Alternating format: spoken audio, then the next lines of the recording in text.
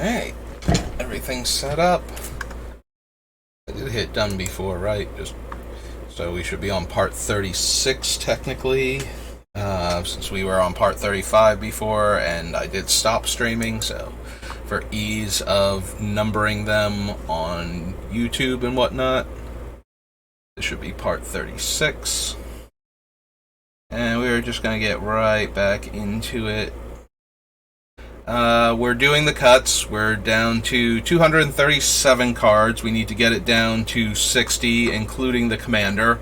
And that leaves us room for 40 lands of varying degrees of basic and non-basic status. So I think it's time to look at the things we're going to give away and see which ones are actually worth the effort. Some of them will be things that we could also cast, and right now I'm looking at the ones that we are giving away with the idea that they are there to either hurt the player that we are giving them to or hurt the player that they're going to be sent at, as opposed to more utility ones like Dark Hatchling is in here so that we can give it away to kill another non-black creature. So, not our bullies and not some of our bigger, better creatures. That's more of a completely different thing that, as opposed to things that we want to give away. But I want to look at... I didn't cut the Flesh Reaver, right? I just put him down here and then Tropic Sector. Okay. I'm talking while I'm doing this, and there's a part of me that's like, did you hit copy or did you hit cut? Because cut is what I would normally be hitting right now. Oh, there's Filthy Cur. Yeah, we gotta take a look at all of these, and these are gonna be like the biggest ones. Oh, that was something. So I was talking to my brother on the drive over, and Soul Gorger Org, there was something I wanted to check on his wording. Oh, yeah, we don't have to go back, we can just put it in here. So Soul Gorger Org. I just want to see... So the way Soul Gorger works is that the player loses an amount of life equal to their life total minus 1, so they go to 1. And then when it leaves play, they gain life equal to the amount of life they lost when it came into play. So because it's contingent on how much life they gained... or how much life they lost when it came into play, I am wondering, I want to see if there's any ruling on it. There does not seem to be. So what I'm guessing happens with Soul Gorger Org is, since they haven't... If you kill the Soul Gorger with the trigger on the stack, they haven't lost any life yet.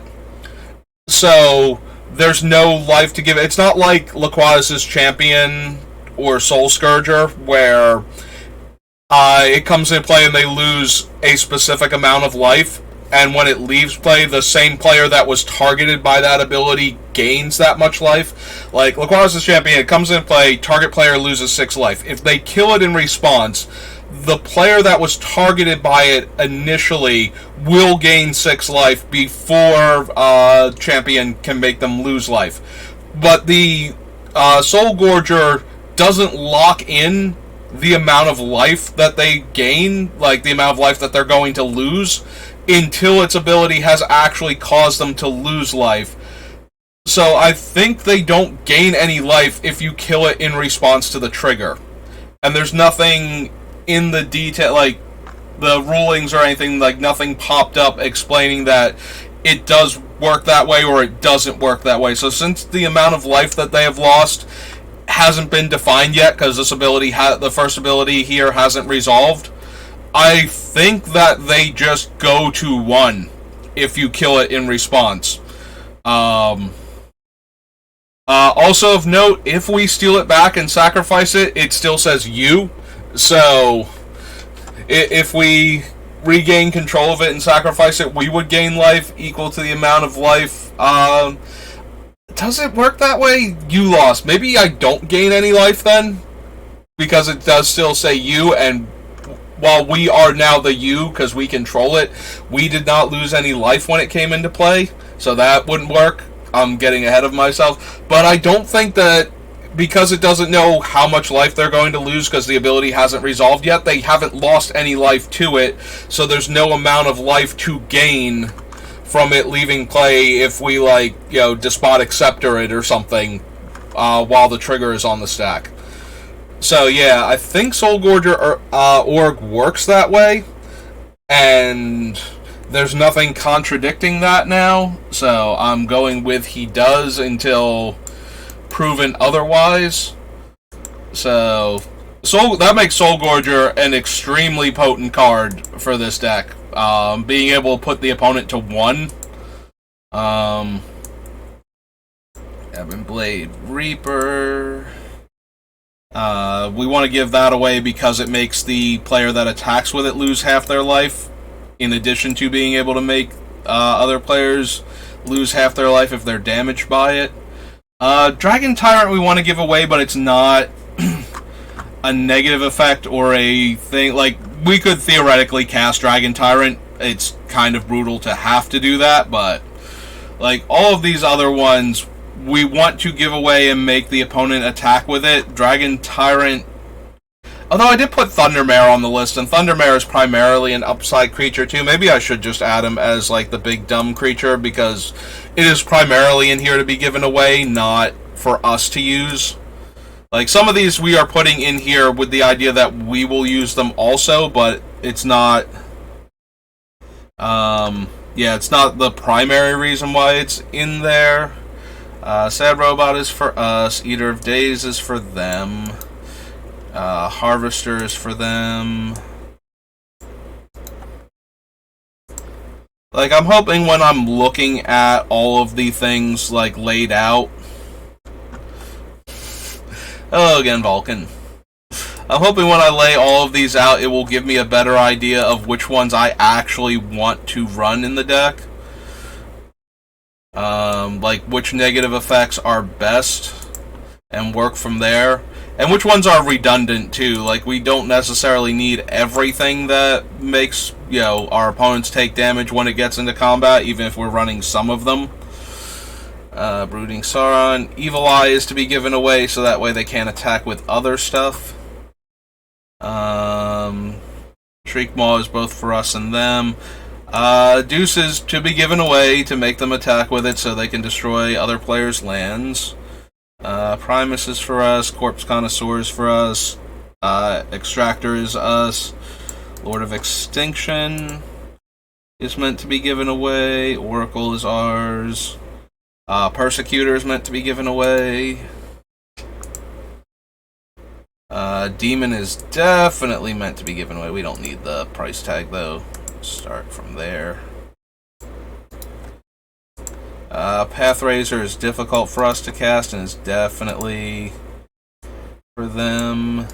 Thought Gorger is so mean. Worm is for us and to be given away, but it is definitely one of, like, our things. Balefire. Splinter Fright is for us to self-mill. Technically, Vorpede is to be given away, so that way, when it dies, we get it back afterwards. Jared is us. Master is for giving away, as is Sire. Yeah, we're just gonna figure out every single thing that we want to give away, and then figure out which ones are actually worth putting in the deck. Erebos, no. Arcbond, Archfiend. Beginning of each opponent's end step, that player chooses 2 creatures and sacrifices the rest. So that only works if we regain control of it before their end step happens, so we would have to homeward path that thing back. Otherwise, we have to cast it and then have it stay in play. I mean, it's still meant to be a thing that's given away, but I'm wondering if I remembered exactly how it was going to work when I put it on the list. Copy that. Bane of Balaget is to be given away, as is Breaker. Spire is a more or less one shot a lot of the time. Castigator to double the damage they take. Yeah, I have to believe we're going to get rid of a lot of the things on this list by just going through and going, yeah, I meant to give all of these away, but some of them just aren't worth the effort. Henny, Ronus are for us. Ahmed Eternal. Carnage Tyrant, while we can cast it, is also a 7/6 trampler that I'm okay with loaning to people.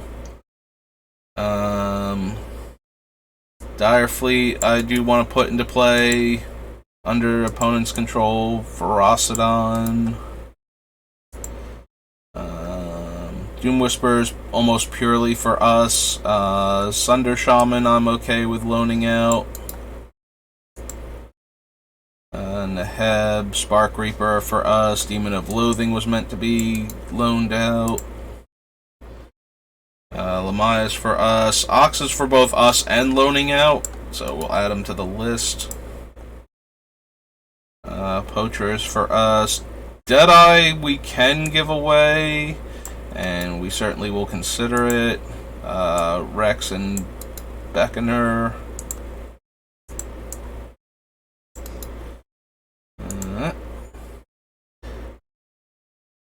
Burning Rune is purely for us. Jarl of the Forsaken is to be given away.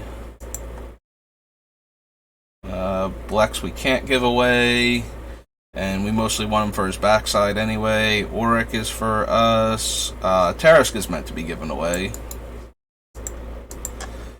Opportunist is us. Stick Fingers is us. Chef is us. Fable is us. Tanuki we can give away. I didn't put the other thing on here though, either, the Krosan Tusker. Like, they're both meant for us to like get lands and then give away afterwards. So Dread Reaper is for them. Vampiric Spirit is for them. Viscera Seer's us. Fauna Shaman's us. Thundermaw is technically for them. It's one of those ones we can cast it, but it's meant to be given away.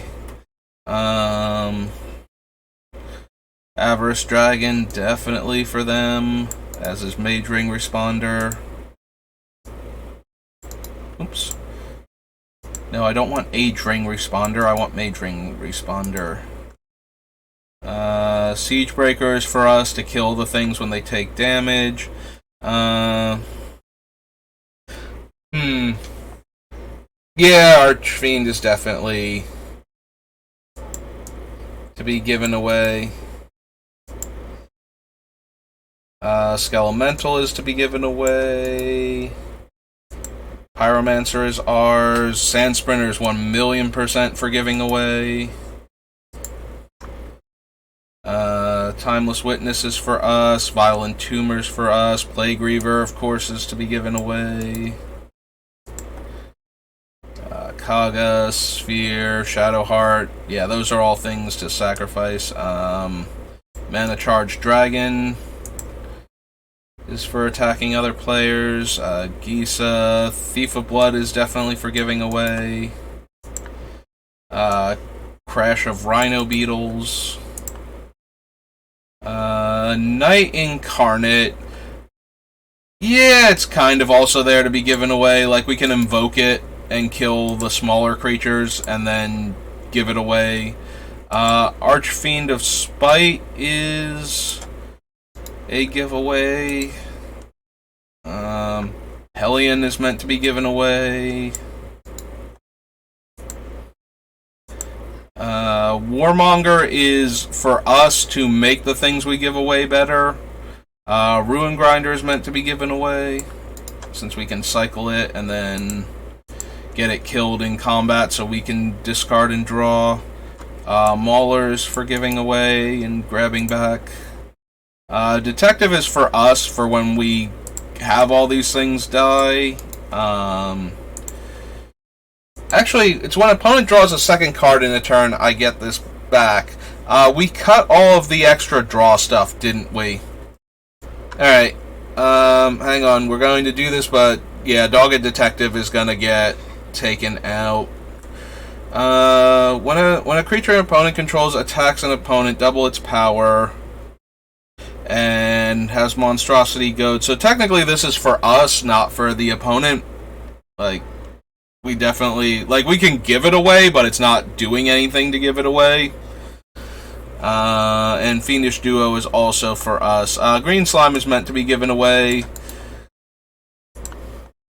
So you can do that. Alright, so real quick, Dogged Detective, because this is the more cutthroat version and we're not letting opponents draw extra cards on their turn, we can just go ahead and cut him and go down to 236 real quick. Alright, so below Fiendish Duo, we have all of our giveaway creatures. And we can start figuring out which ones of those we want to pull off of this list. So, Green Slime, Grime Gorger. Oh, right. Green Slime off the list. Grime Gorger off the list. Bellowing Mauler. Then off the list, and so on.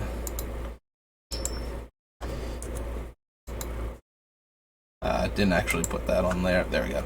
There's Tectonic Hellion. Cross that off. Archfiend of Spite. And cross that off. Knight Incarnate. Crash of Rhino Beetles. Thief of Blood. Mana Charged Dragon.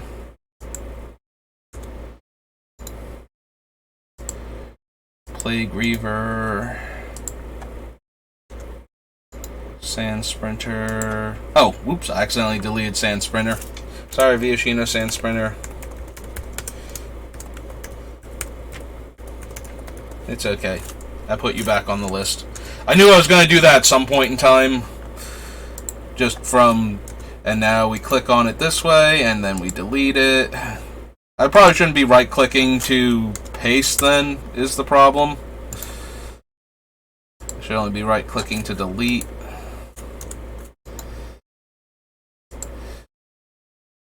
Avarice Dragon, Thundermaw, Vampiric Spirit, Dread Reaper, Tech Wrecker, Terrask, Jarl, Void Beckoner, Titanoth. Oh, cool. It stopped putting things on the list and didn't tell me that I'd run out of room. Okay, cool. So, Titanoth Rex was where we stopped, and it's not letting me... Here, we'll clear all on that. Thanks, Word. That was super helpful of you to not tell me that's what we were doing until we were done doing it. Alright. That's okay. We'll do this again. Makes for riveting entertainment when I have to go back and copy all the things you didn't think I needed to still have on that list when I was copying. You know, don't tell me that the clipboard is full. Don't have a little message pop up or anything. That would be convenient, and we wouldn't want convenience. We want to be miserable. So, here we are.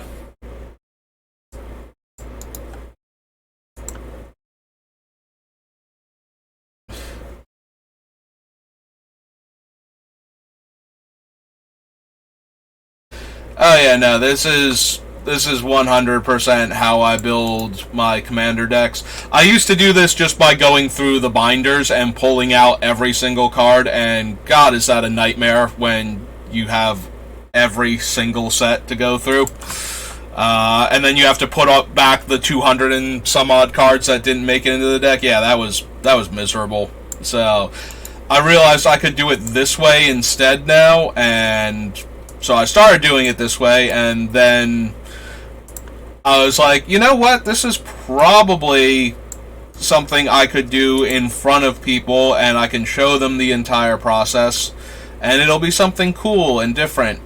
And because everybody always shows the end result of the deck, nobody ever shows how you actually build a commander deck, with the idea that you're going to get every single card in there. Alright, real quick, in case I'm overdoing it again, I want to go down here to the bottom and start adding these cards onto the list. So we have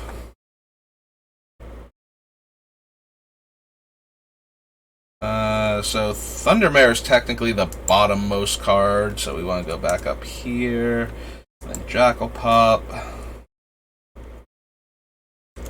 And then whatever this one is, Entropic Spectre. Sure. So Thundermare, done.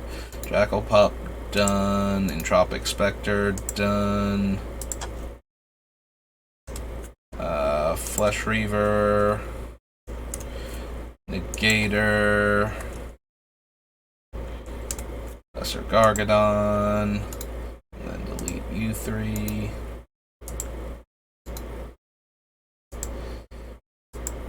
And we got Filthy Cur.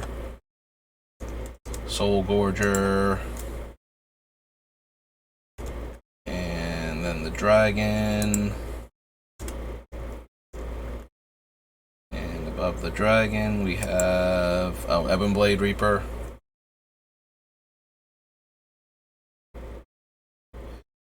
Alright, little cursor, get over here where Ebonblade Reaper's name is. There we go. You did it. I'm proud of you. So we can get rid of Ebonblade and World Gorger and Soul Gorger and Filthy Cur. Then we have Thrashing Mudspawn. Oh, is that it? Are we caught back up? Okay, so Mudspawn. Everything between Mudspawn and Titanoth Rex. So Dragon Tyrant. And Leveler. And Eater and Harvester. Eater, Harvester. Ewit, Grave Robber, Coal Hauler Swine is for this thing. Necroplasm, Bronze Bombshell, Jagged Poppet, Vengeance is for us, Eyeball is for them, Shriek Maw, Deus, Corpse Connoisseur, Extractor Demon, Lord of Extinction. Ooh, excuse me. Oracle, Persecutor, Hellcarver Demon. I don't care about your price, Hellcarver Demon. Pathrazor, Thought Gorger. Thought Gorger.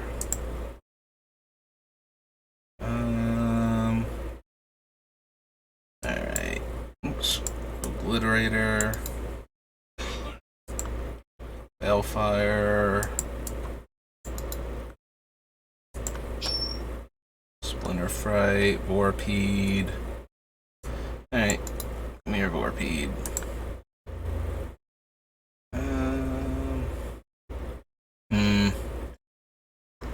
Alright, so we're up to Vorpede. So let's go back down here to Void Beckoner on the other list, on the other section. And let's start adding them back in.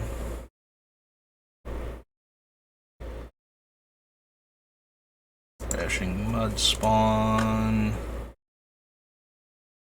So we want Vorpede, then Balefire.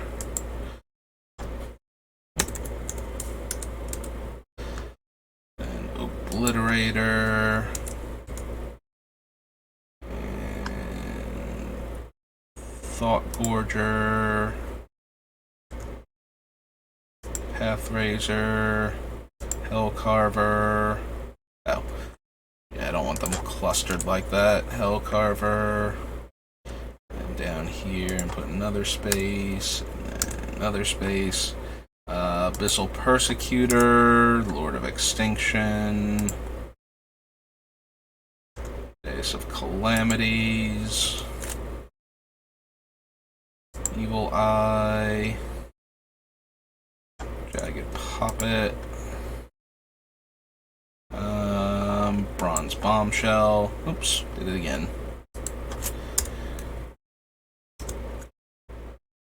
Coal Hauler Swine.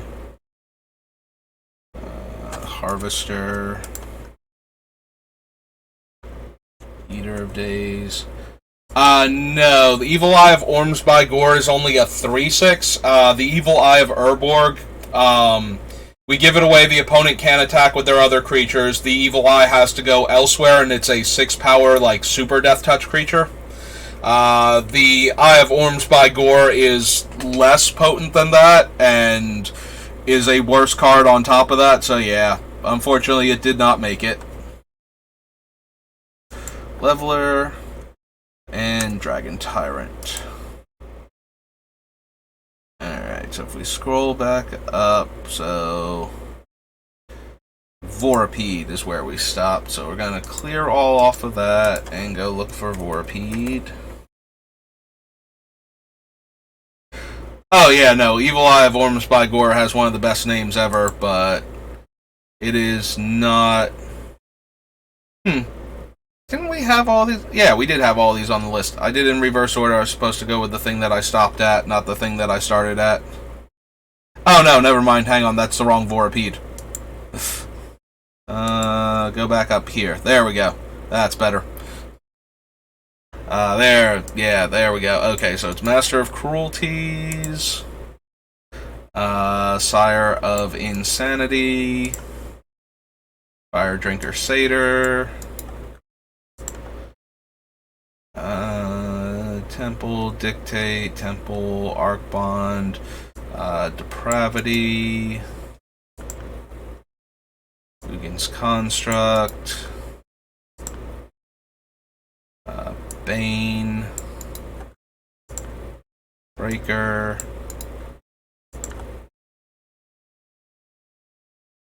Inverter, Gold Knight, Moracut,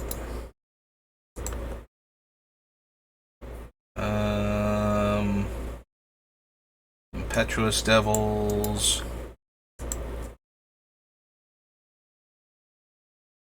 and Omid Eternal. Are we? Oh wait, we still have Carnage Tyrant. Hello, Carnity. How are you? Dire Fleet, Rampaging Ferocidons.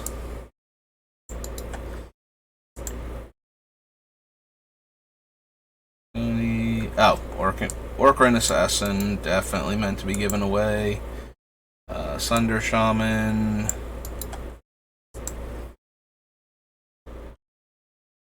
Demon of Loathing. Almost there. Almost there. There we go. So, alright, and Lurking Deadeye should be the last one that we actually want to give away. That was awful. Okay, all the way back down here. And find the middle again. Extinction, Hellcarver, Vorpede. There we go. Alright. So, Lurking Deadeye, Ox of Agonis, Demon of Loathing, Sunder Shaman, Akron Assassin, Rampaging Ferocidon, Dire Fleet, Carnage Tyrant, whoopsie doodles, Omid Eternal, Impetuous Devils,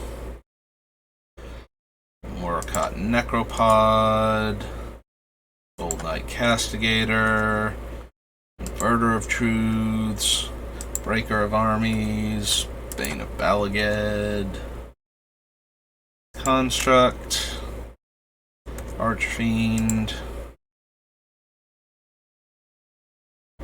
Fire Drinker, Sire, Master. Alright, that's everybody. Okay, so we can clear off all of this and actually look at all of the things that we have to give away and figure out which ones are actually terrible. So this is a huge list of things, so this is going to be like where all of the cuts are going to come from that are going to hurt as we get rid of all of the things that are actually actively terrible.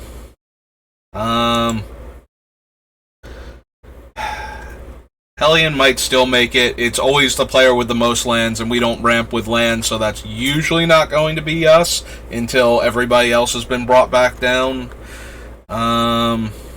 Knight Incarnate is a minor wrath we can give away. The Beatles is just a big, dumb, tramply creature. I think we can go ahead and cut that.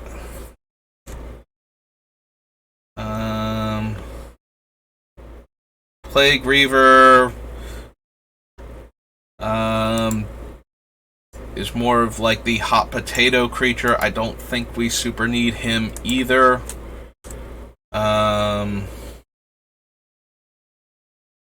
Loses life equal to the amount of life lost already.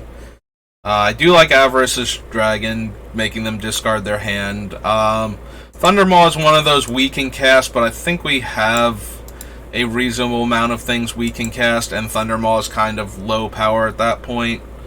Vampiric Spirit is probably too little. Like, the Reaper causes 5 life loss and is a 6 power flyer. I think that's fine for that sort of effect. I keep saying we're going to wind up cutting Void Beckoner, and I think he does have to go. Like, he doesn't actually have an evasion ability, so... Demon of Loathing is fine. Sunder Shaman is fine. The Assassin I like a lot in this deck. Rampaging Ferocidon is probably doing too little. So we can go ahead and cut him. Omid Eternal, every time I see this thing I keep thinking it's probably going to get cut, so let's just take care of that now. Impetuous Devils is medium. I think the Skelemental out of the two of them is better. Necropod is underwhelming.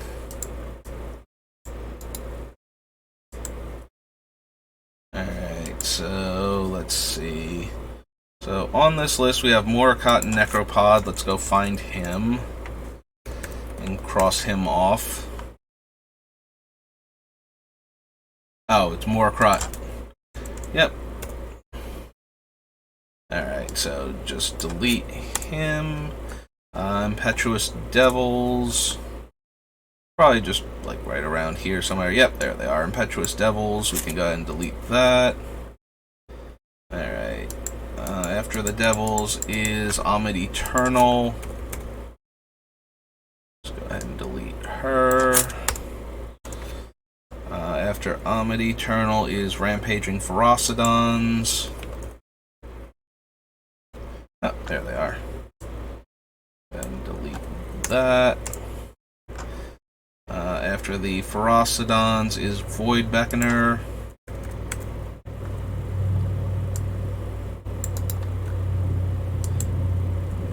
Ah, I accidentally cut Void Beckoner twice. That's okay. Vampiric Spirit.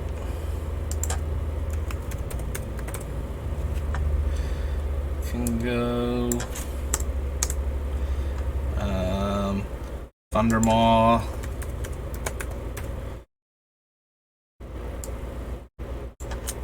Gone. Plague Reaver.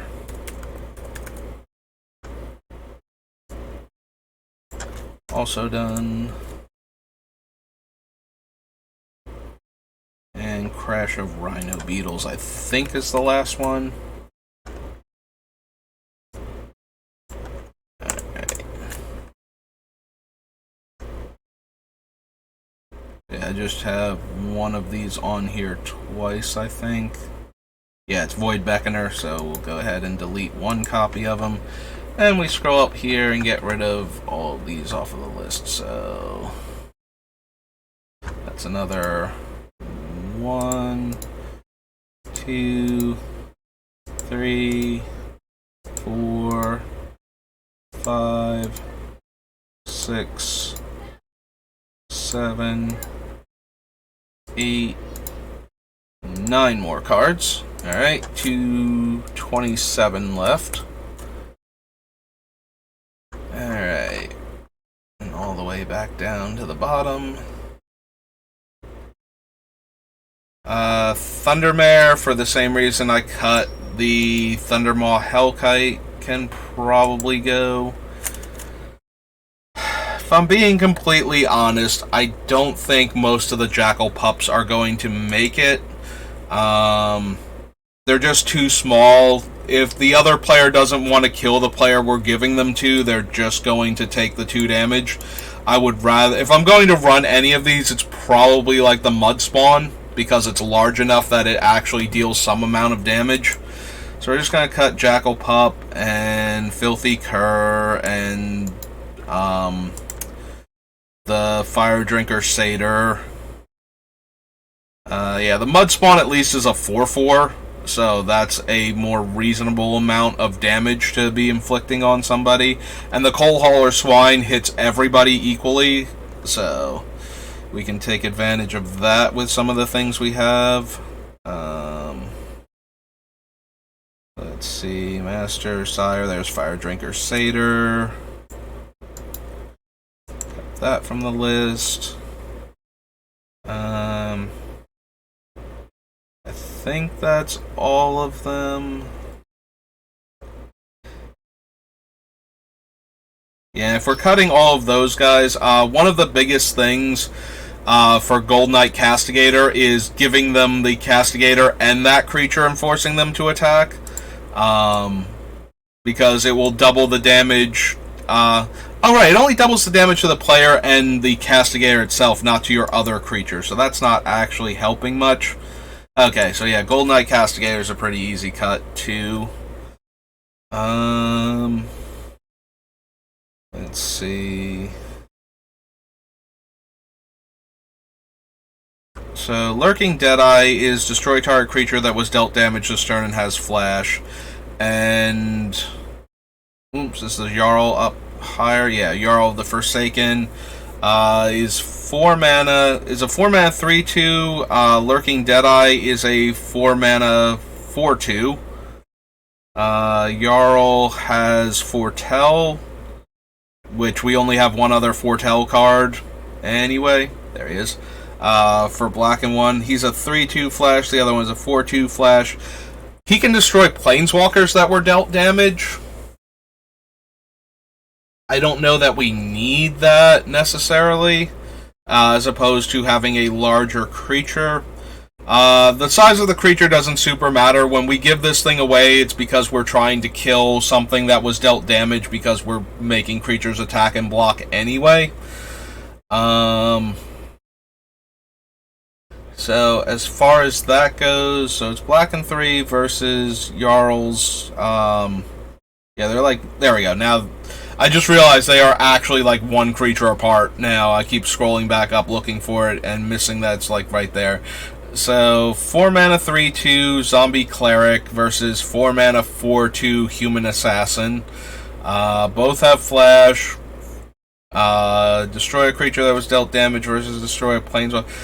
For the 1 power, I think being able to force Planeswalker destruction if they get hit by something is worth it.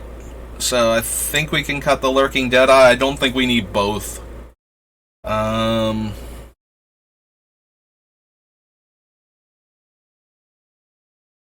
Let's see, what else don't we need? I think the Vorapede is a cute trick, but not. Like, we have other stuff we can cast, and it's just okay as, like, a 6/5 some of the time.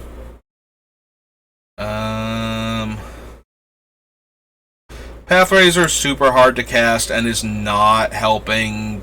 Like, we already have the Bane of Balaged for a similar role. It's one less permanent, but I don't think we need both of them, and we definitely need cuts.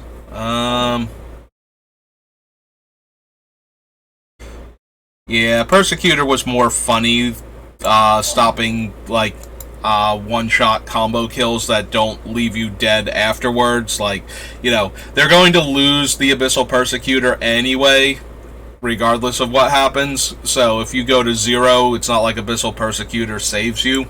It's only good against effects that include you win the game or target player loses the game specifically as a way to stop those. So that's not really enough. Harvester is just Bane of Balaged that has to connect most of the time, and is even worse for us if we have to cast it. So we can go ahead and cut that one.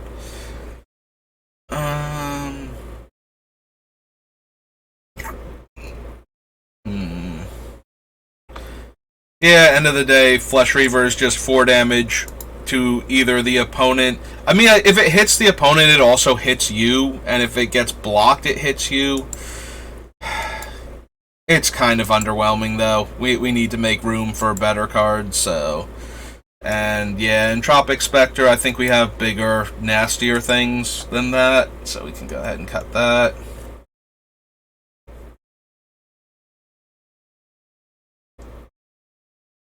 Oh, well, I appreciate that, Vulcan. Enjoy your shopping trip.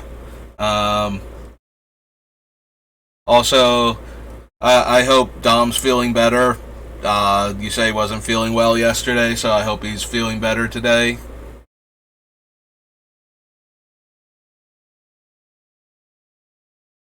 But I do appreciate you lurking in the background while you're doing that, so I will see you later, and sincerely, thanks for stopping by. We're gonna cut Ugin's Construct too. 1 permanent is not good enough.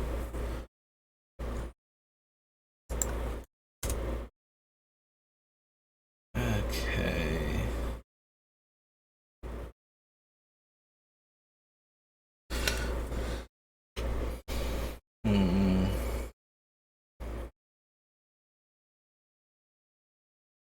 Deals combat damage to a player. That player discards 2 cards. It's not amazing, and we do have a bunch of other things we can give out that make them discard their whole hand. So I guess we don't need the Elemental either. Thief of Blood I kind of want to keep. Night Incarnate is also for us to wrath little things out of the way.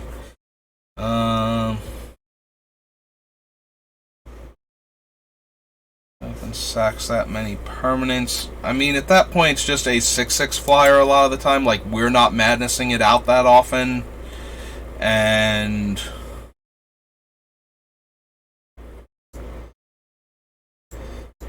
yeah, I think this is just a... like, more clutter than anything else. Okay. So that's a whole bunch more cards off the list, so... we need Archfiend of Spite.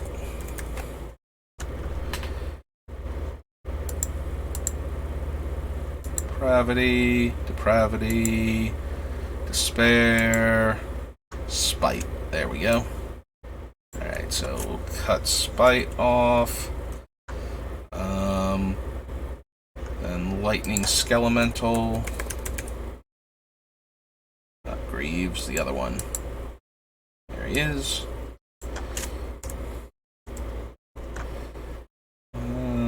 construct.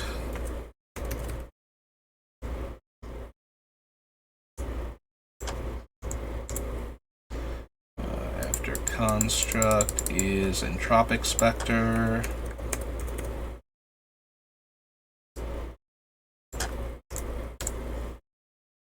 After specter is flesh reaver.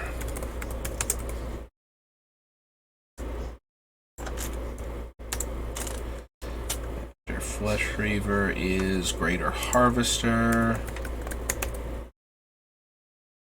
No, not Greater Good. Harvester. After Harvester is... Oops. That was Pathrazor, right? Oh no, Abyssal Persecutor. Then... So, Abyssal Persecutor first. There we go. Then Pathrazor. Yep. After Pathrazor is Vorpede.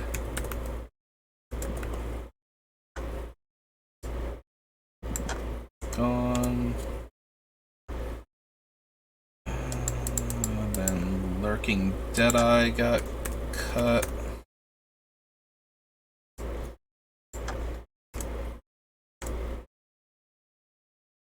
Deadeye was Gold Knight Castigator.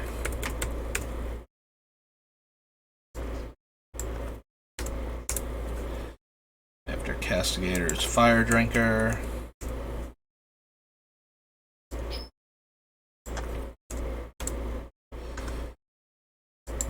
Fire Drinker, Filthy Cur.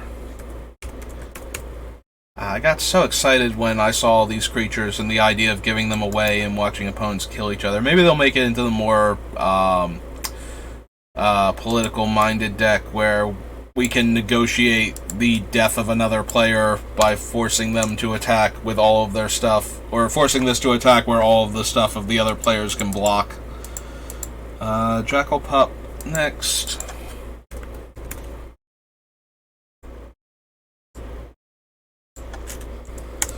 But yeah, it's just not doing enough, and there's Thundermare directly above it.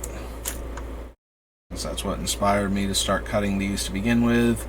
Alright, so 227. So we have 1, 2, 3, 4, 5, 6, 7, 8, 9, 10, 11, 12, 13, 14, 15. Alright, so 15, so we're down to 212? Okay. Alright, anything else we want to cut from the giveaway pile? Lesser Gargadon, yeah, kind of falls into the same category as some of the other ones I already cut. So, Lesser Gargadon.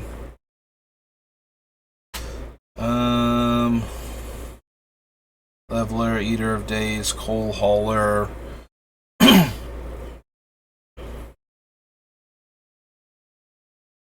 I suppose we have enough other bomby creatures that we're giving away. We can probably cut the Deus of Calamity. Hellcarver Demon is too double-edged for my taste. Like, it's mostly downside, but it can still randomly do stuff if you hit the wrong player with it. And I don't want to find out in the middle of the game that I chose the wrong player while it's too late to do anything about it. We have other discard hand effects. We probably don't need Sire either. We already have the Dragon and the Thought Gorger that we can give away, both of which will nuke an opponent's hand, so I think those are fine. I feel less and less, especially now that we're not running, like, the creatures that deal damage to you when they get dealt damage, that we're going to be giving away multiple creatures where we need the assassin. It was a fun idea, but like a lot of these cards, they were fun ideas until we're looking at what we actually want to do with the deck, and now that we're seeing it, they're just kind of underwhelming in comparison. Like, I think we have just better options overall.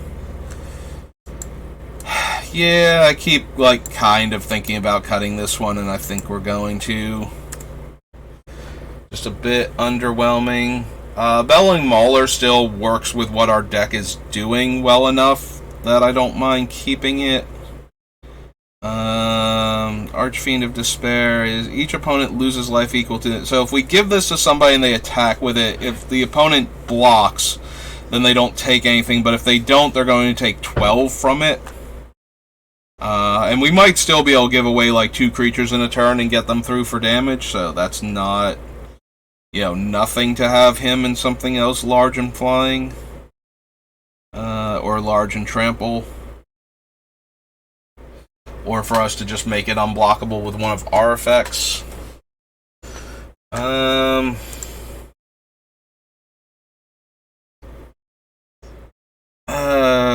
Do we need Breaker of Armies? It's an 8-drop, so we almost always have to give it away. Like, we're almost never casting this thing. Alright, you know what? We need room, and it's one of the less... it's like a dealing 10 damage divided as one of our opponent chooses among the other opponent's board state. Like, you would think that that would be good enough, but I think it's just coming up short. Like, it's almost never killing the opponent. They have to have no creatures in order for us to give this away and have it kill the opponent. So its biggest thing is that if they played like a utility creature with a tap activated ability or something, like, or even if it's just a utility creature that they can't activate yet, or that they can't not get into combat with yet, then Breaker of Armies will kill it if we agree that it needs to die on top of everything else. But the Akron Assassin also does that, and it's actually cheaper to cast, and we're cutting that one because it's low enough impact. So yeah, I have to believe that Breaker of Armies also needs to go at that point. And we have plenty of other things that will do stuff like that, like the Mage Ring Responder and the Tarask should both be good enough to kill basically anything with their abilities when they attack.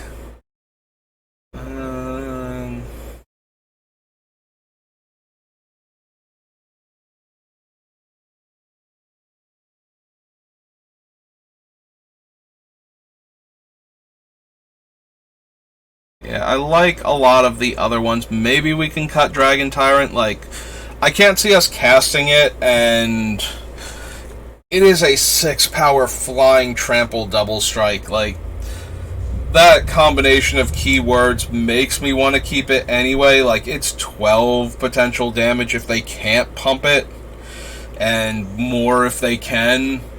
And it just chews through a lot of defenders pretty easily. I don't know.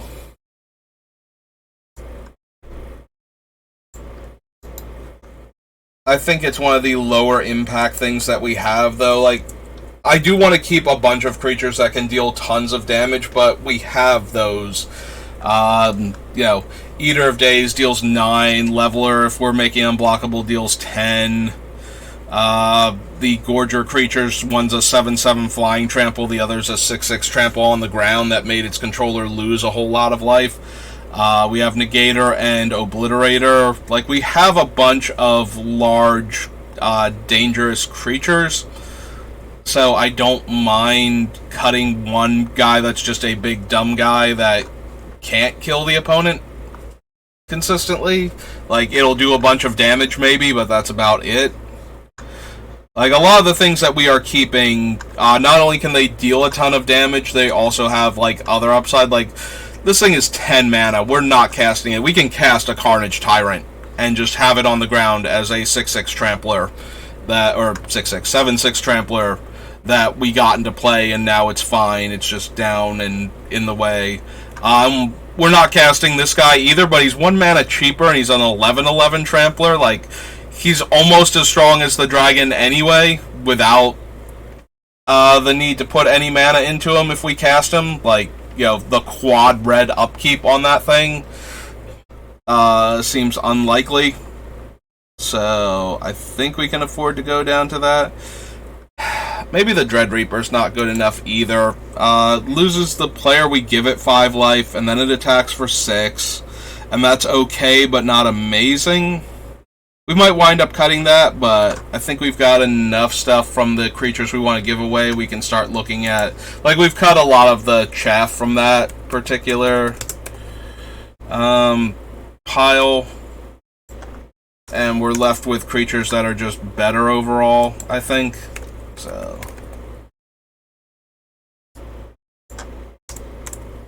Breaker... Tectonic... Not Tectonic? Oh, there's no H. Tectonic. There we go.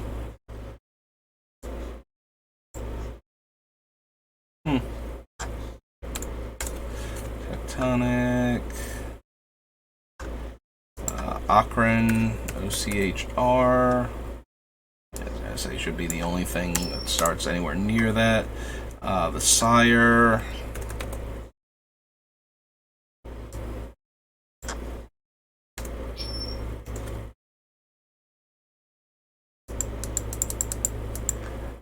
Hellcarver.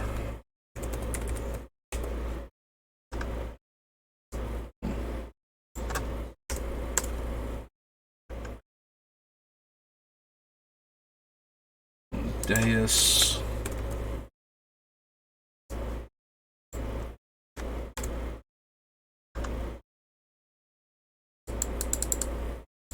And Lesser Gargadon.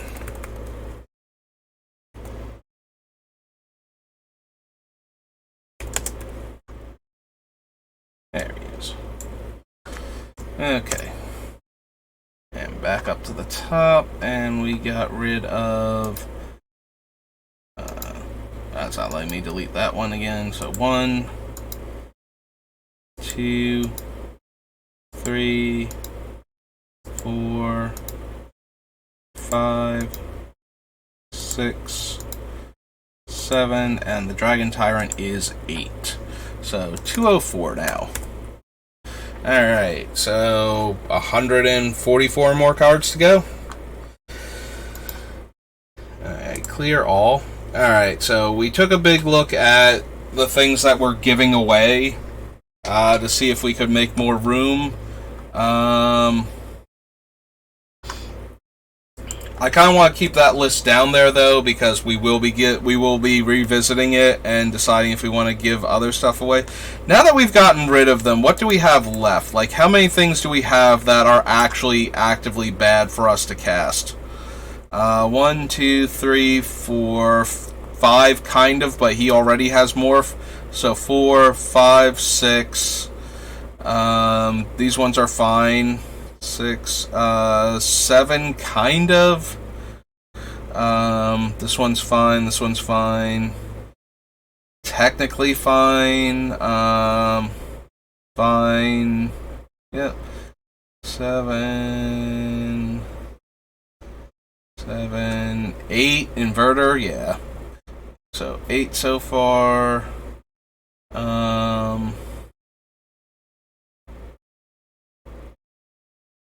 9 kind of.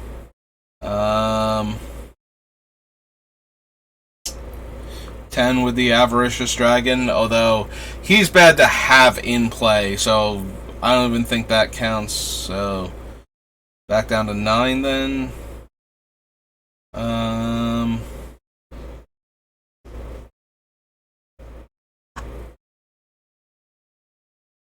So I have like 9 terrible creatures to give away. Alright, I'm gonna be honest, I think we can cut the mask to knock one of the most expensive cards in the deck like out, because it's not doing what we need it to. And the scroll And the other manifest guy, yeah. So, Fate Reforged, we want to go to. So, did we cut all of those already? Maybe they were in Dragons of Tarkir. Nope. So we wound up cutting all of those guys already? Alright. Darn, and here I was thinking, it's like, oh, we can cut all the manifest creatures, but apparently I did that already. And didn't even realize it. So yeah, I figured out the thing that I figured out before was correct. Right, yep, there's Theros, so cons. Yeah, we've already cut out literally all of those other guys. Alright, so there should be one more Fate, and it should be the actual, the Scroll of Fate itself. So we're going to go ahead and get rid of both of those. It was a really cool idea. Like, it seemed fine for what we were doing, but it's not necessary. Like, we can go ahead and delete both of those two off of the list, and it cuts like one of the most expensive cards that has like no good options on it really for replacements except for the other thing that we're cutting, so I'm okay with that. I do feel kind of bad we found a deck that, for Commander where Illusionary Mask would just be super strong and interesting, and it is, but it's not doing enough anymore. We've cut so many of the things that just outright kill us when we cast them that I don't think we need all of the things anymore. Alright, so speaking of things that we don't need all of them, the things that let us get the cards from our deck to our graveyard, I think I need to take a look at all of our options for that, because I feel like some of them can be cut. So we have Buried Alive,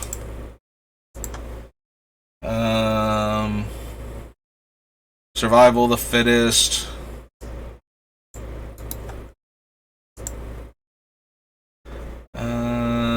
Gamble technically,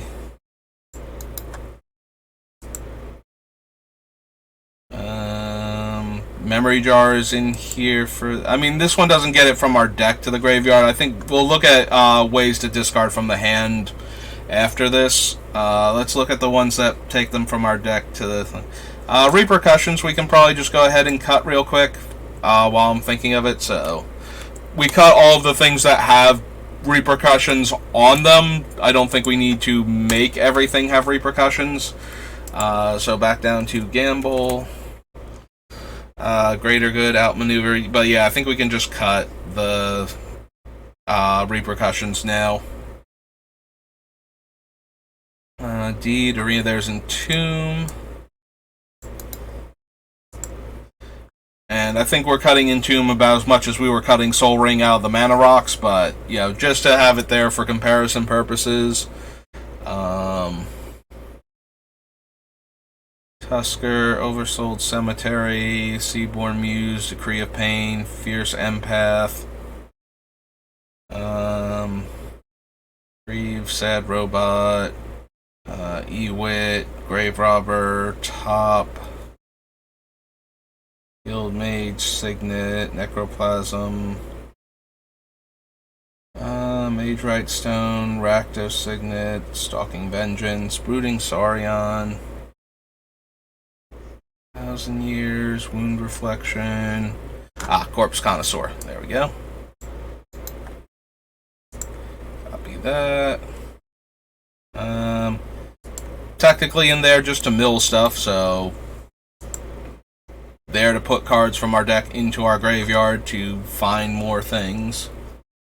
Oracle, Thought Gorger, Darksteel, Massacre Worm, Obliterator, Splinter Fright mills us 2 every turn, and is a big thing based on what's in the graveyard.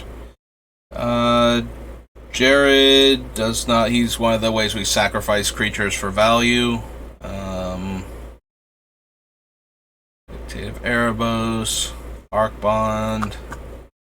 You know what, real quick, Arc Bond, for the same reason we cut the other thing, I think I'm okay with that. Maybe I want Arcbond over the Coal Hauler Swine, but I doubt it. Yeah, okay, let's just backspace over Arcbond. So Archfiend of Depravity, or we'll look for Temur Battle Rage to get back to where we were. That brings us down to 200, though. Alright, let's go find Temur Battle Rage. Here we go. Bane of Balaged, Chandra Flamecaller, Inverter, Wolf of Devil's Breach, Bedlam Reveler, Collective Defiance, Key to the City. Nope, nope. Lots more nopes.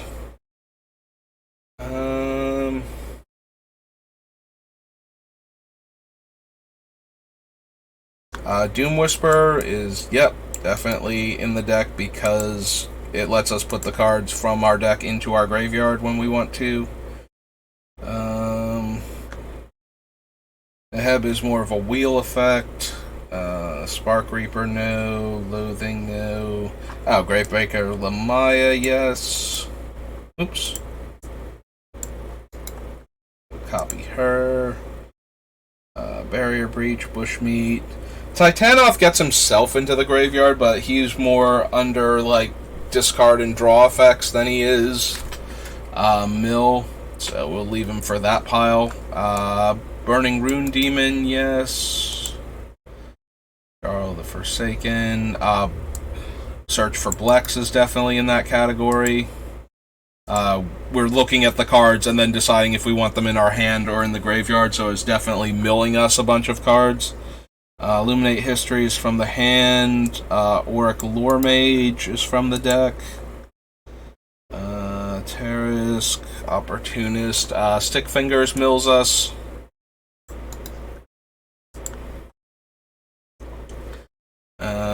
Fable is from the hand. Body Launderer is a loot, so no. Cemetery Tampering is mill. Sanguine Spy, Proving Ground. Sanguine Spy doesn't surveil, does she? Sack a creature to surveil one. Technically, she just barely falls into the category. She is more as a sack outlet, but her sack outlet is to surveil, so she does meet the requirements here.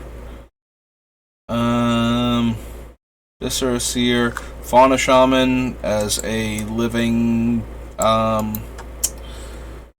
survival of the fittest, definitely. No. Nope. Looter effect, so no. Pyromancer's a loot. Unmarked Grave, there we go. And Vile Entomber, also a thing.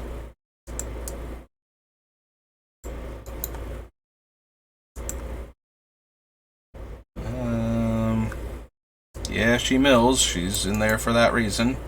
So we can add her to the list too.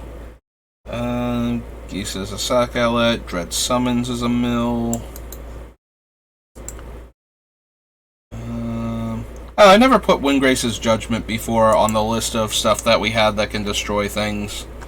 So we also have one of that. I don't know if that's enough additional removal to make me okay with the idea of cutting, like, the enchantment removal thing, but it's something to think about at least. Frontier Warmonger, I'm gonna be honest, so let's see, Deflecting Swat is there. Warmonger giving the things that our opponents attack other opponents with menace. It's fine for encouraging other players to attack, but it's not necessary, especially since we cut a lot of the Saboteur creatures. So yeah, we'll look for Deflecting Swat, but we are down to 199 now. And then we go back to Deflecting Swat. There we go. Refractor, Ruin Grinder is a wheel. Eye Tyrant. Nope. We might be able to come back and cut him the more I think about it, but we'll keep going through cards first. We might not need it. We also might not need, like, the Death Kiss.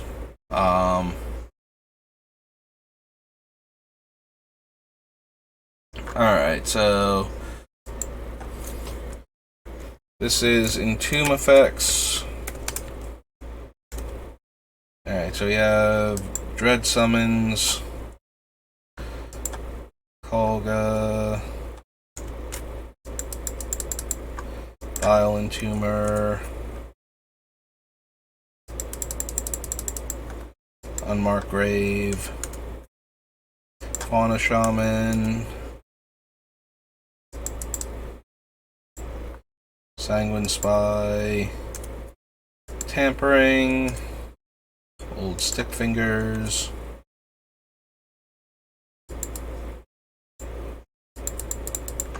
Orc Lore Mage, Blex, Burning Runes, Gravebreaker Lamaya, Doom Whisperer, Splinter Fright, Extractor Demon, Corpse Connoisseur, Corpse Connoisseur, Entomb itself, Gamble,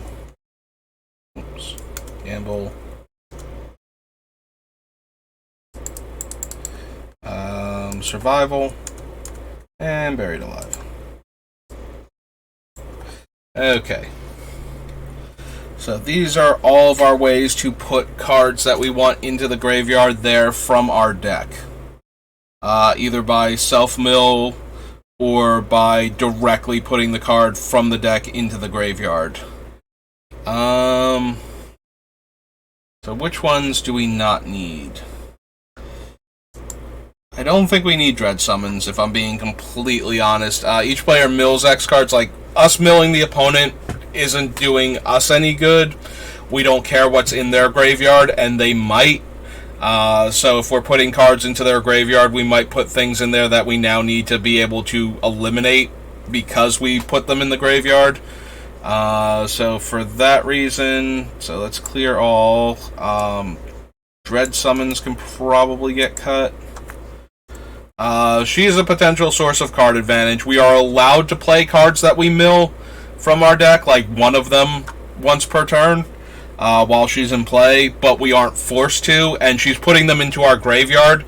A lot of the, you can play this card until end of turn effects exile, and when we don't play them, they stay exiled forever. So if we exile one of our, like, potent game-ending, if you put it into play under a player's control, cards, then they're just exiled forever because we can't cast them safely.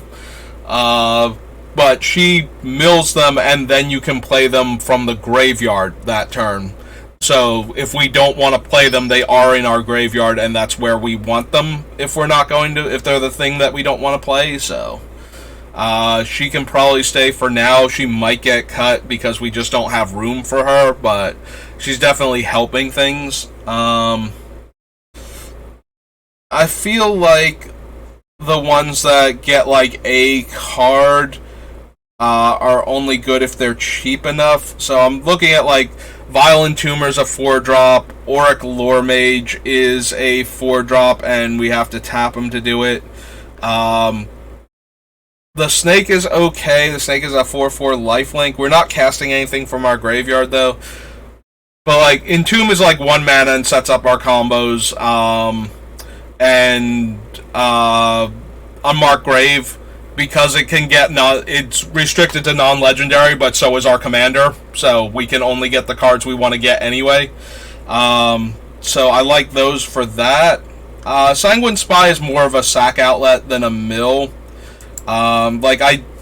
If she were just in here for the mill portion of her, I would not want her, but I think we have to look at her compared to other sacrifice outlets that we have, rather than as something on this list. So even though she does fit the criteria, she's safe from being cut for that reason. She needs to be cut because she's not giving us a good enough sack outlet later on. So Dread Summons I don't think we need. Burning Rune Demon is okay. It's a 6-mana 6/6 flyer. It's not terrible. It's not great. If we had more cards that where the opponent has no good choices, but a lot of the times we're just going to take like 2 things that kill the opponent if we put them into play from the graveyard, and they're going to put one of those into the graveyard for us right away, and the other one's going to be stuck in our hand until we can discard it. So they're going to give us, like, you know, if they have a fairly stocked graveyard, they'll give us like Inverter of Truth or something rather than Leveler. Or they'll put like Inverter of Truth into the graveyard, put Leveler into our hand if we do this strategy. So I don't think... Also, we have like other castable demons in like the Doom Whisperer and whatnot.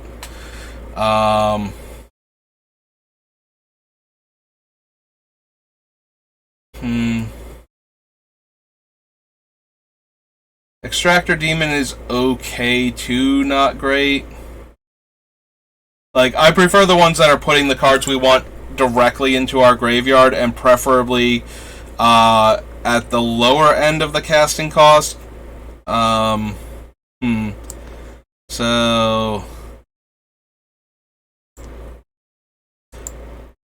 I hate to cut like all of these big flyers though, because they are big flyers. I'm gonna cut Blex. We don't want his front half at all, and his back half, while useful, is not the best. The Auric Lore Mage doesn't immediately get a card and doesn't, and has to, you know, be used multiple times. It doesn't have to be used multiple times. What am I actually trying to say about this? It has a tap activated ability, so it costs 4 mana, and it's not immediately putting one of the cards we want into our graveyard.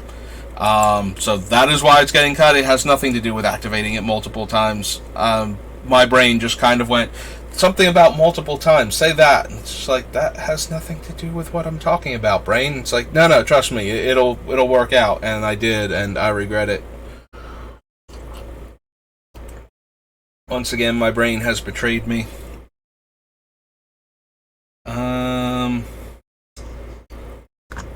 Let's see. Violent Tumor is slightly better than Auric Lore Mage and is still only 1 card, and it being a 2/2 Death Touch is kind of underwhelming.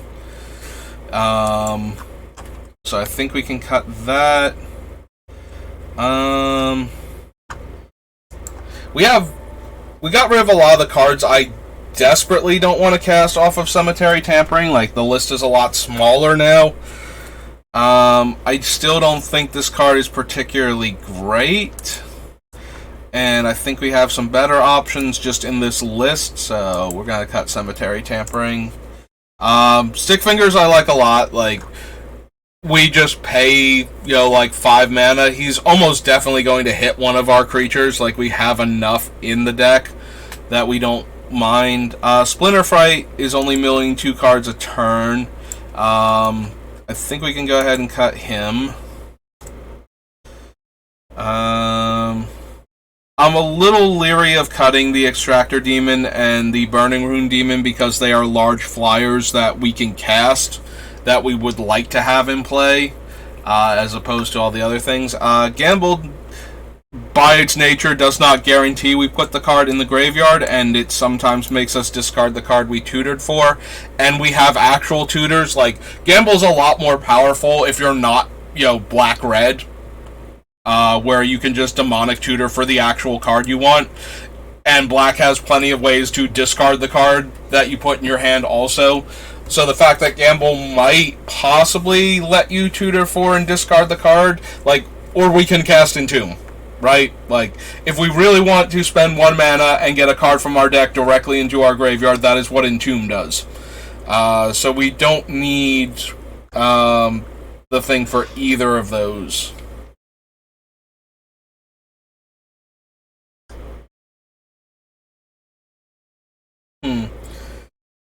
Alright, so this was the cutoff point. I think I accidentally obliterated the creatures to give away, like, header. Did I not put a header over these? So we're going to do that real quick. I definitely didn't type out anything that long, but there we go. Yeah, I think I accidentally obliterated the header for that, if I had one at all. So, we'll just go ahead and separate these two groups of cards. So we've gotten rid of a bunch of the worst ones. Do we want Corpse Connoisseur and or Gravebreaker Lamaya? We already have Fauna Shaman and Survival of the Fittest, which, I'm gonna be honest, like, there are a bunch of cards I've been cutting that were super expensive and weren't 100% what the deck was about, and that is all fine and good, but we are trying to put certain cards into our graveyard, and Survival of the Fittest is just overwhelmingly good for that. Like, it has been the best option for, like, years for that sort of strategy.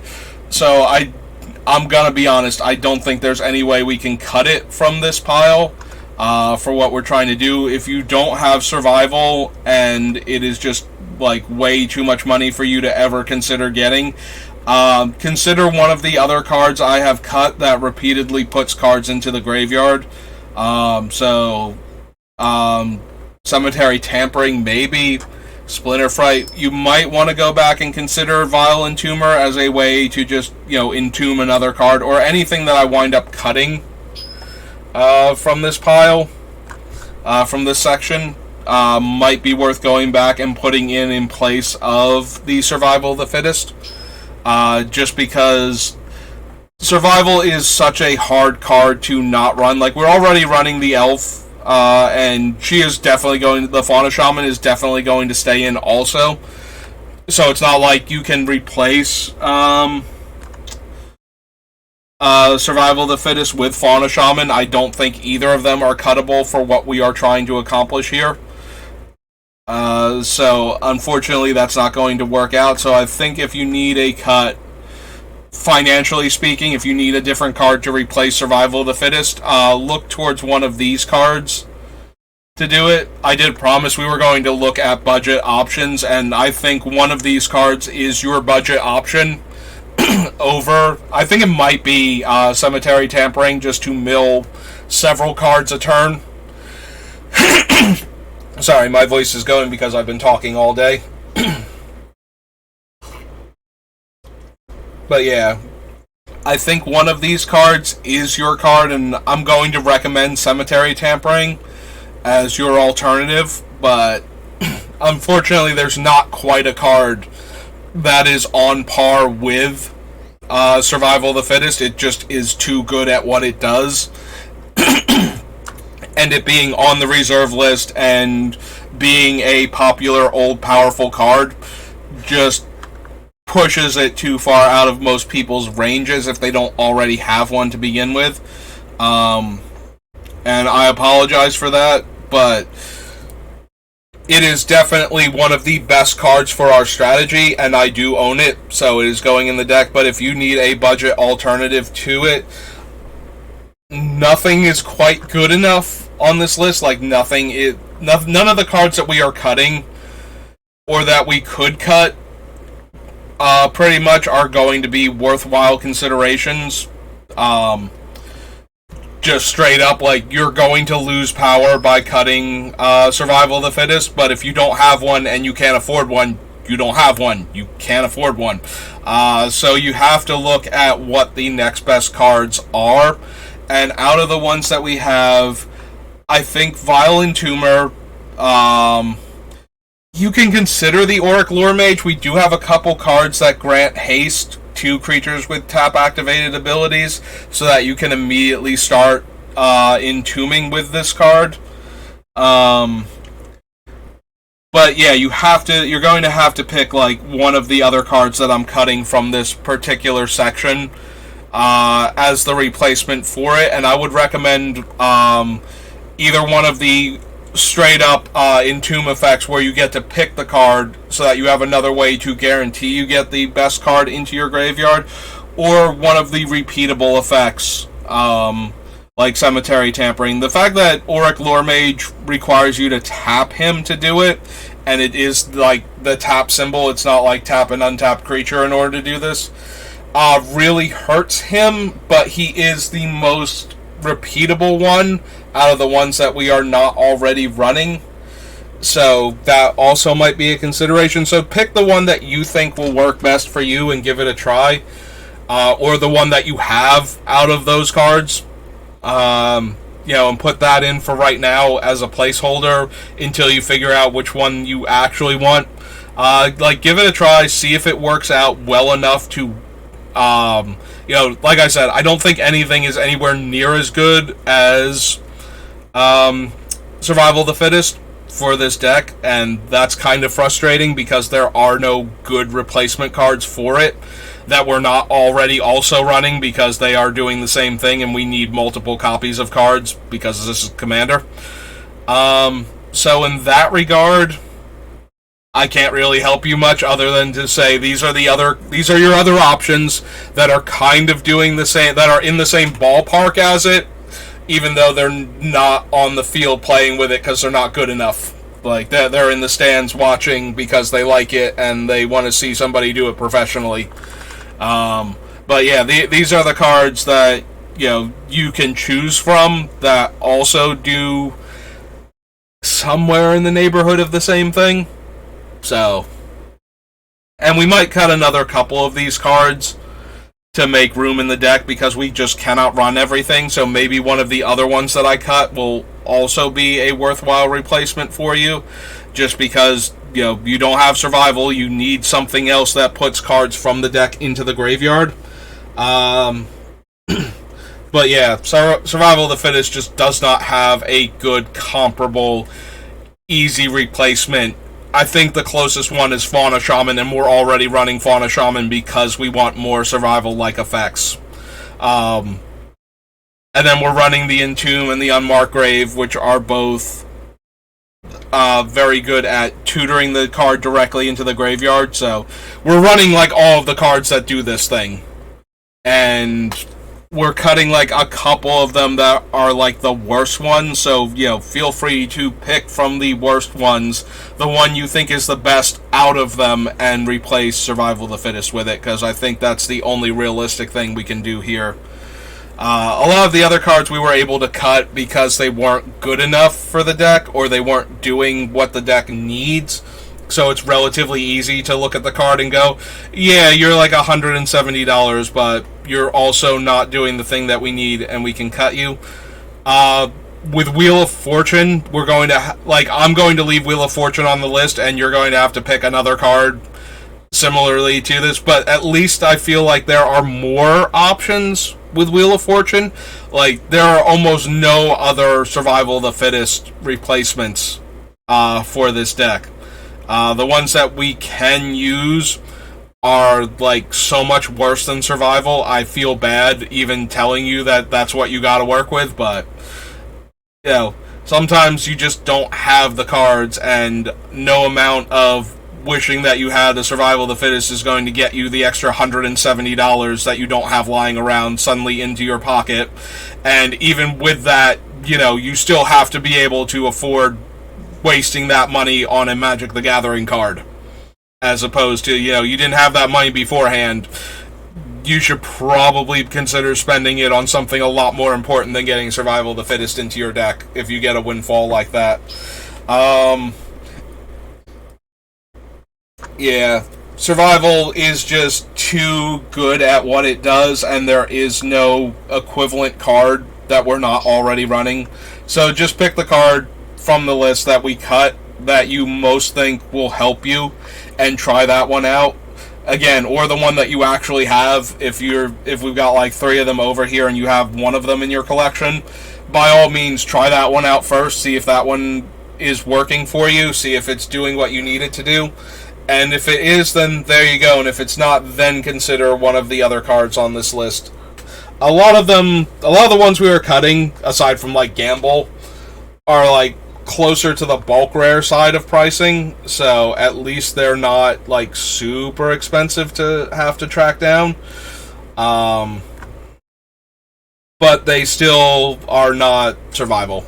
And again, like, with the lands and everything, like, I feel like there are plenty of comparable replacements. Like, you do not need my dual land, fetch land, combination that I insist on running in all of my commander decks in order to, run this deck. Like, you're going to lose a little bit of power to, run other dual lands, like, comes into play, tap dual lands and whatnot, in place of the original duals. Like, it hurts a little bit, but in the long run, and especially with those price tags, if you don't already have the cards and you're not planning on playing, Legacy or Vintage or whatnot, and you don't want to dump thousands of dollars into Commander, you don't need them. Like, they're not giving you enough for the amount of money invested to make it worthwhile to go out and collect them, I think. Not for this alone. Like, if your only play group is just full of people with, like, my level of collection, and they're constantly playing these cards, the dual lands are not where you need to start. Survival of the Fittest and Wheel of Fortune are where you need to start. Like, those are the cards that you would get a lot more benefit out of if you put down the money for them, before you put it down for the excruciatingly expensive mana base that is kind of not needed. Like, out of all of the things that are super expensive in this deck, the dual lands are the easiest for me to go, yeah, no, just, run lands that tap for 2 colors of mana, and have some other minor upside. But run the best ones that you can, that you have, or that you can find, but you don't need like the original duels. You don't need Taiga, Bayou, and Badlands for this deck.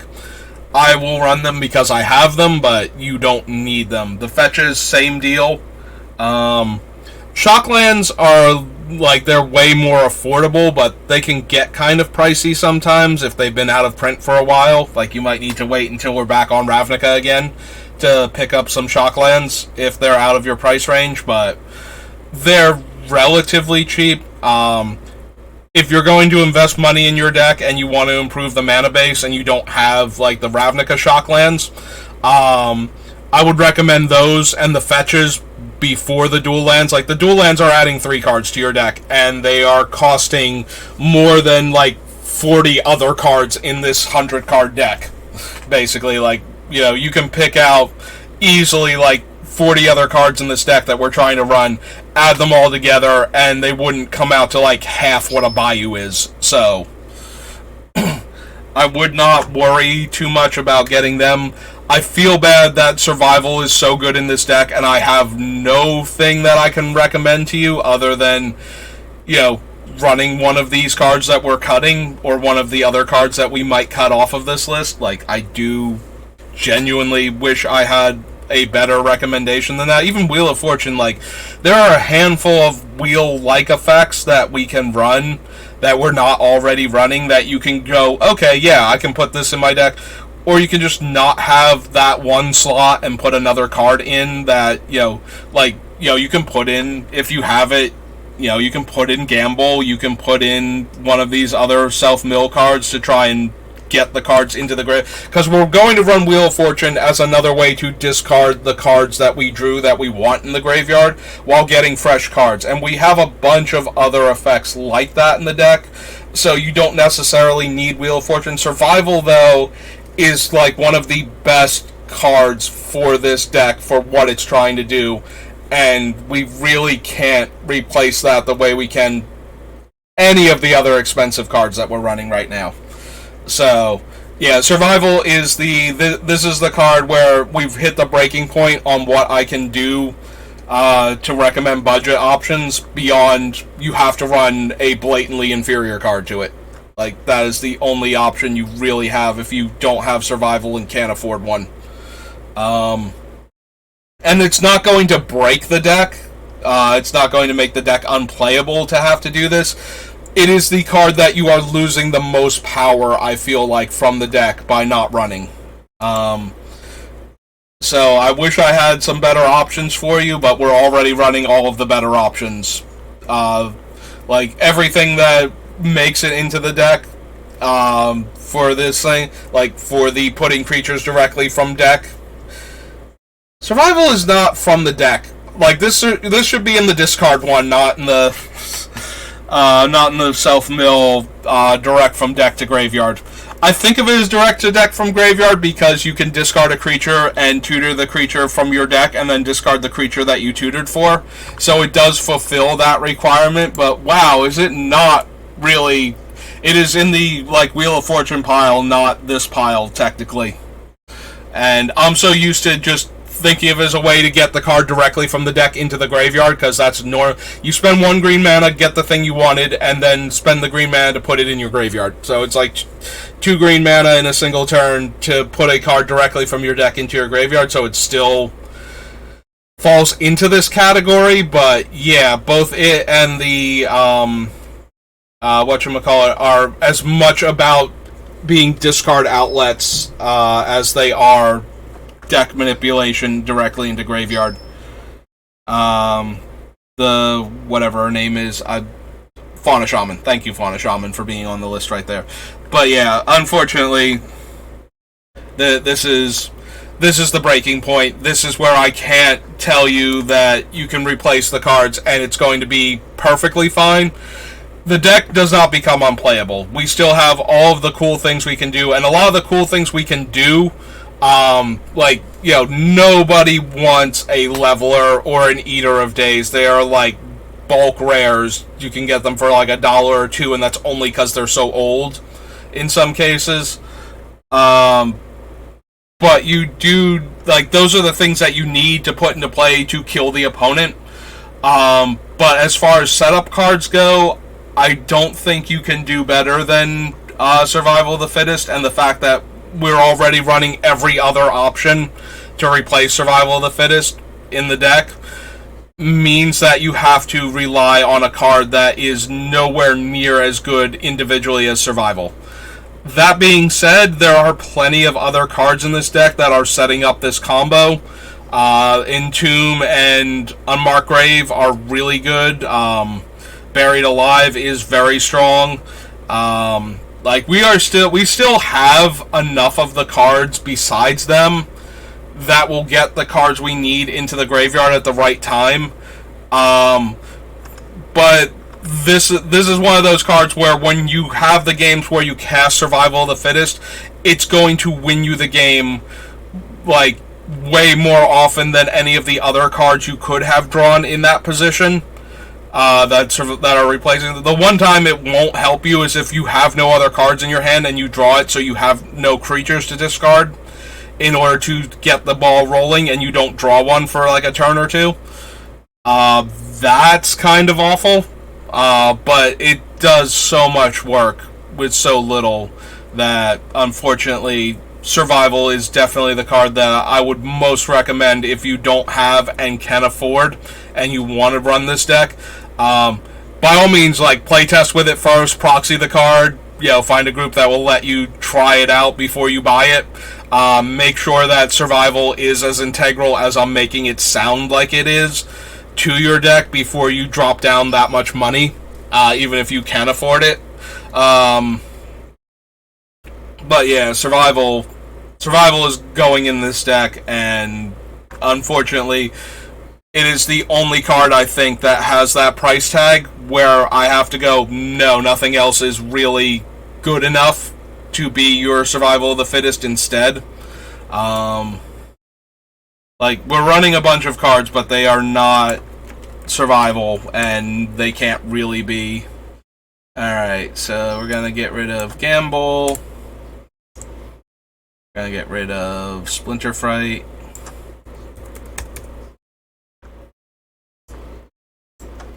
Gonna get rid of the Cemetery Tampering. Wrong cemetery. There we go.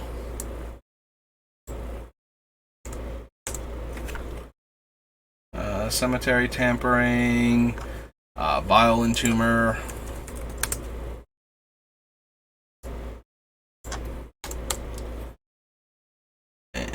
Auric Lore Mage.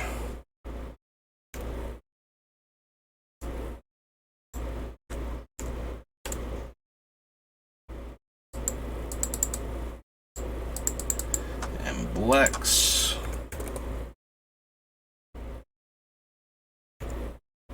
Oops.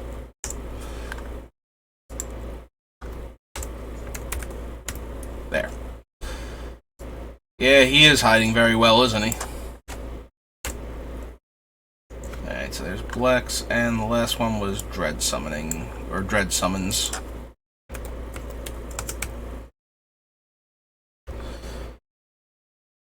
So yeah, you can run any of those other cards in place of Survival of the Fittest, but it is definitely the hardest card to replace without losing the most power from the deck.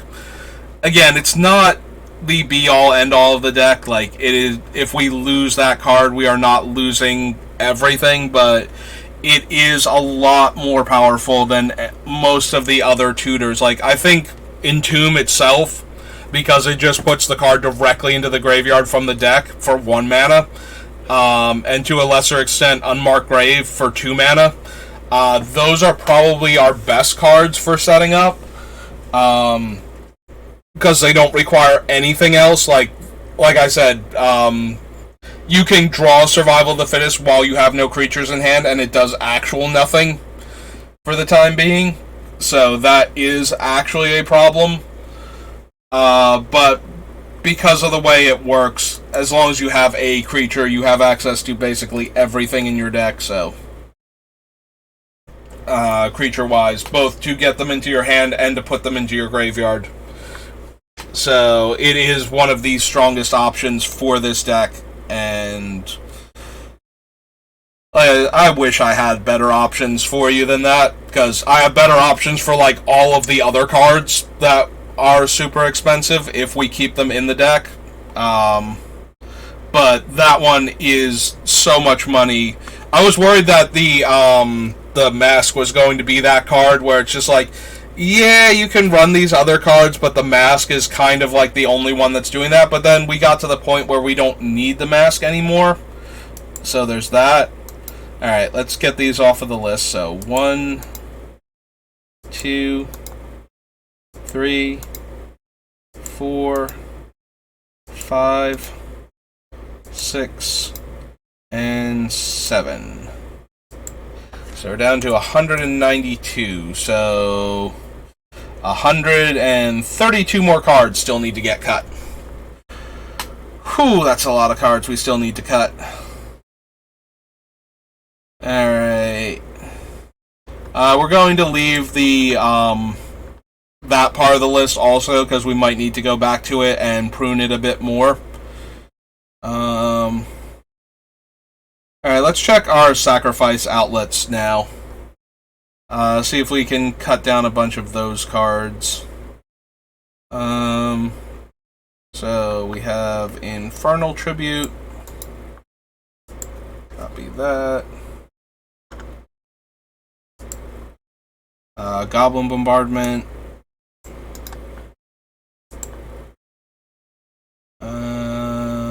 Greater Good. Crop Rotation, Memory Jar. Attrition is one. Bloodshot Cyclops is one.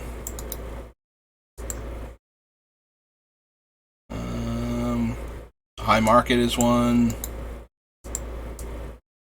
Yes, it's a land, but it's a wow. Every time I highlight it and right-click on it, it keeps changing the thing. It is a land, but because it's a land and it's not taking up space in our deck, we can look at it from that perspective of, do we need these cards if our lands are also doing the thing type of deal.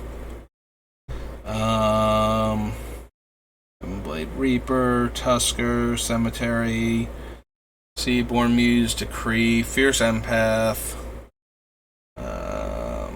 Eater of Days, Ewit, Grave Robber. Guild Mage we put in because it's a sack outlet.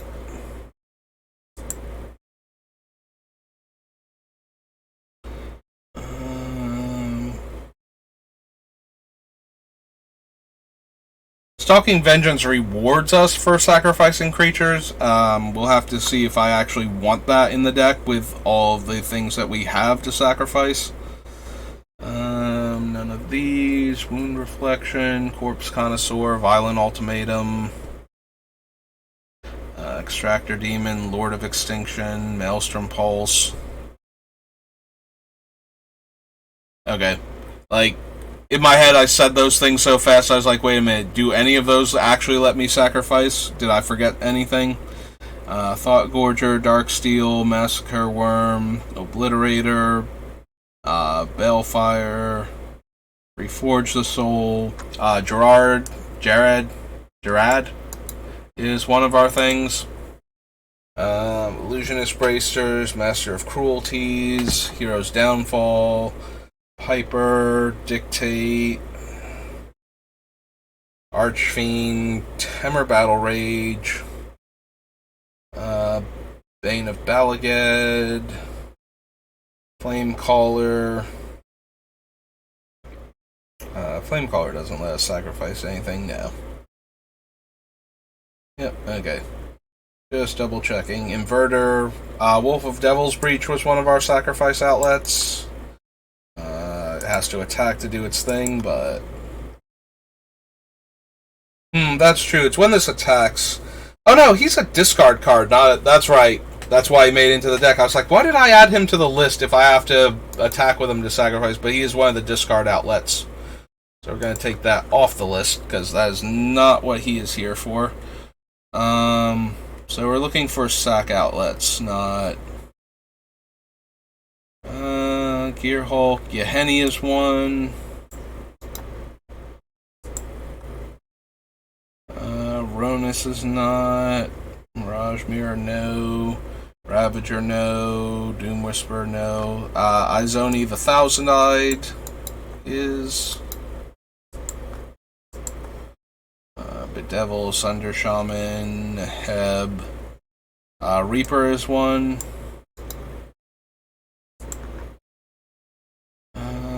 Ox of Agonis, Woestrider is one. Bushmeat Poacher.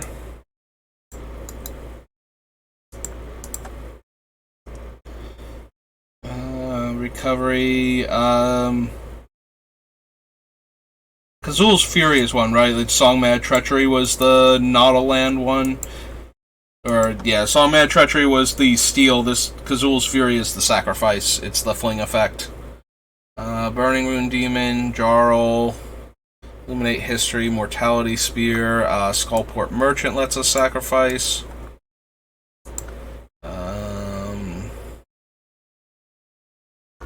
Dockside Chef lets us sacrifice.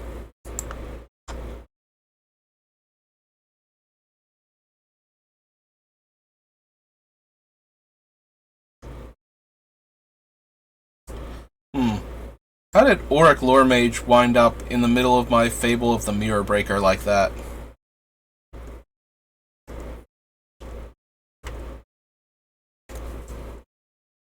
Not sure. I don't appreciate it. But we're gonna fix it now.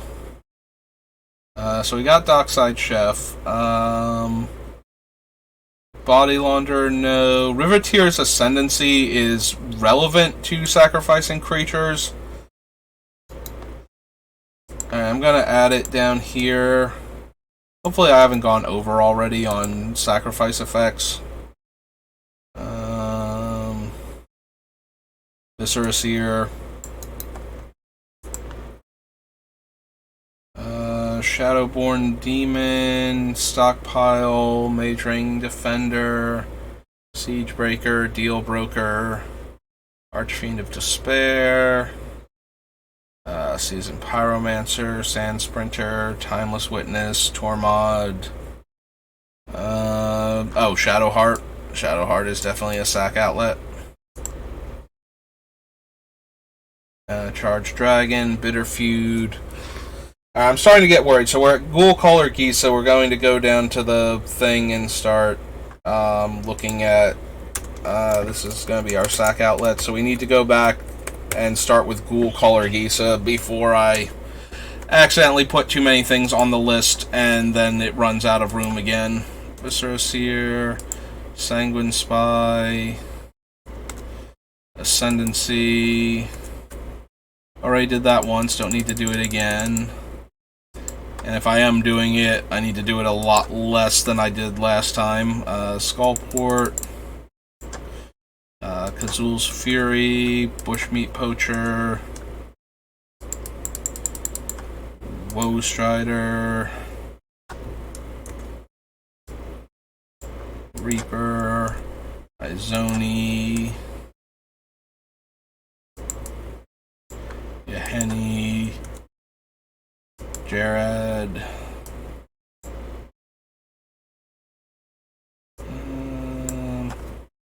Golgari Guildmage, High Market, Bloodshot Cyclops, Attrition, Greater Good, Goblin Bombardment, and Infernal Tribute. Okay, I think we started with Infernal Tribute, I'm almost positive. So we can clear those off and go back up to Gisa. I think it's 2 S's. Nope, it's 1 S, Gisa. Alright, Ghoul Caller Gisa.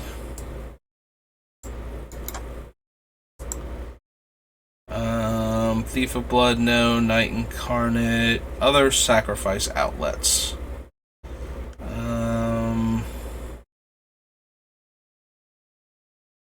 Attacks. Tap target creature defending player controls and goad it. When opponent attacks an opponent, you and the first opponent draw a card and lose a life.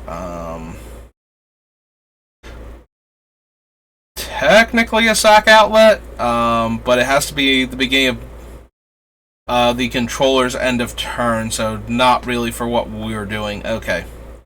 Xerix is not a sack outlet. Death Kiss, nope. Green Slime, no. And Fiendish Duo. Okay. So it was literally just Ghoul Caller Gisa, and I panicked because of how many things I had added. Alright. So we have a lot of overlap in that these things tend to all draw me cards. Since, sacking for mana doesn't do a huge amount. So the question then becomes either, drawing cards or scrying. So the question then becomes, which ones are best for that? And are any of these, good to just have as additional sack outlets? So, Infernal Tribute, triple black, and being limited to cards, although we don't make tokens. But at the same time, it's triple black and 2 to activate. I think it's one of the weaker options. A lot of the other ones let us do a lot more.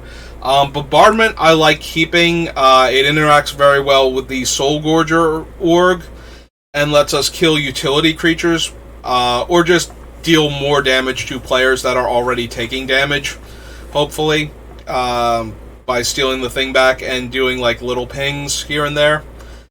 Greater Good lets us draw tons of cards, and doesn't tap to do anything.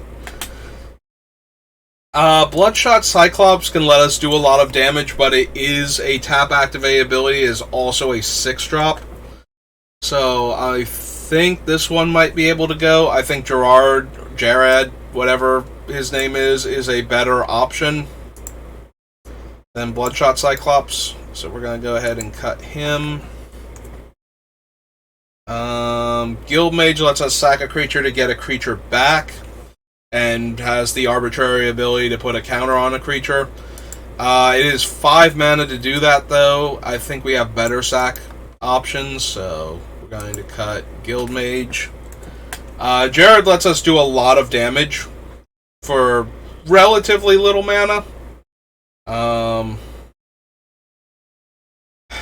Yahenni got on the list early because they are from Aether Revolt, and I like them.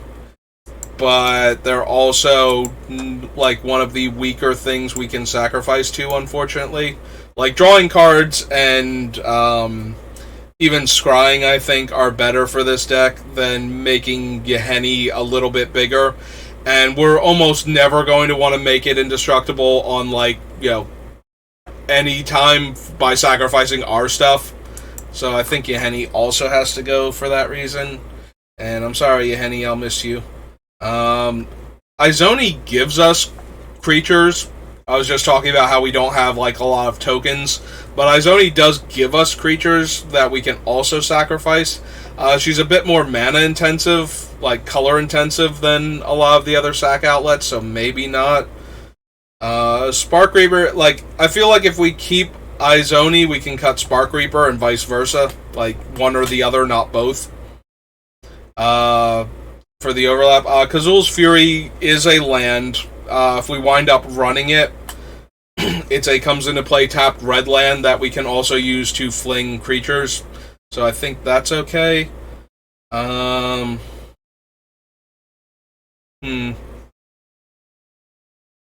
So Dockside Chef lets us sacrifice any artifact. Skullport Merchant requires it be a treasure. Skullport Merchant also makes a treasure for us, whereas Dockside Chef is a 1-mana 1/2. We do have to spend 2 additional mana to get +2 toughness and the treasure, and lose the ability to sack our other artifacts, in case that's ever a thing. It lets us sack a creature to surveil 1. Viscera Seer lets us scry 1. Shadowheart lets us draw a lot of cards. Although we do have Greater Good, and Shadowheart is A, a tap requirement, and B, vulnerable because it's a creature. So maybe Shadowheart can go. We don't have to discard anything for Shadowheart, but a lot of the things that we're taking back and sacrificing have very high power.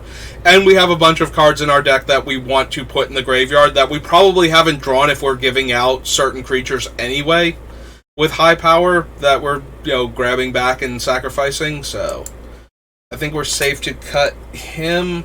Gisa makes a ton of zombies.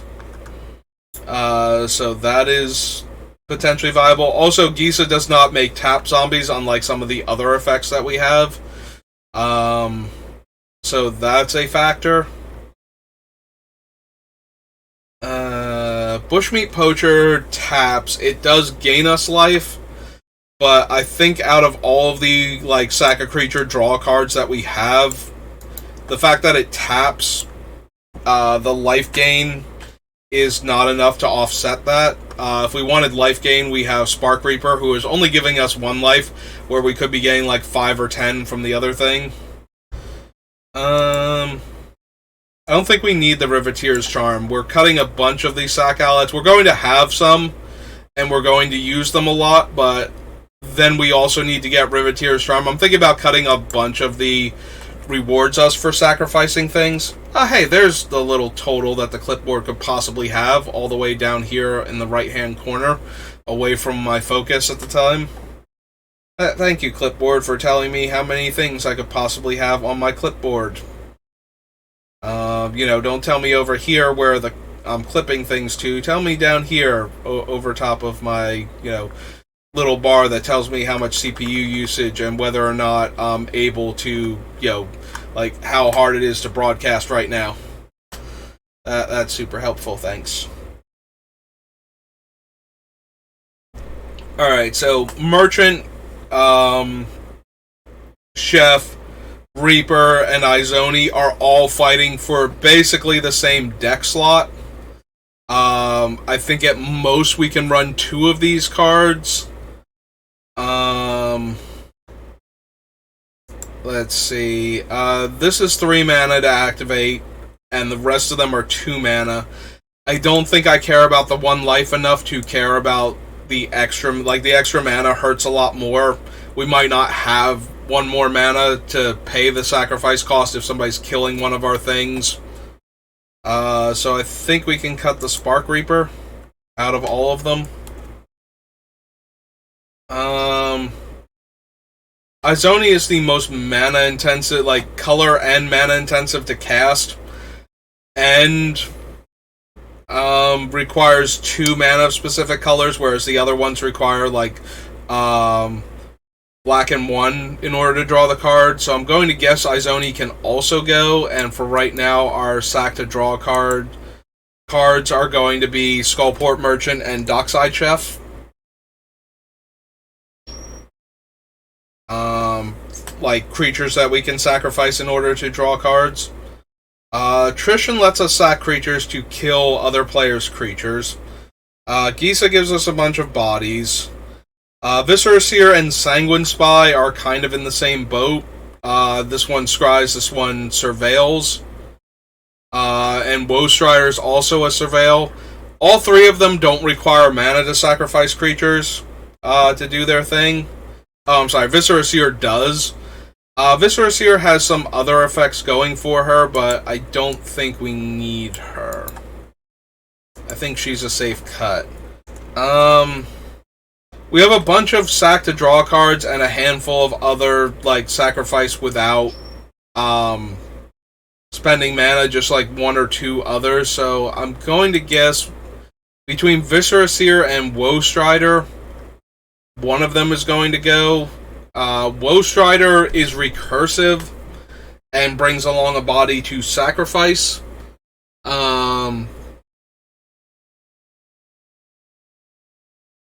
But Viscera Seer is a single mana to cast. So, which one do we want more? Like, Woe Strider is better once they're both in play, obviously, but Viscera Seer is a lot easier to get into play while doing the other stuff also.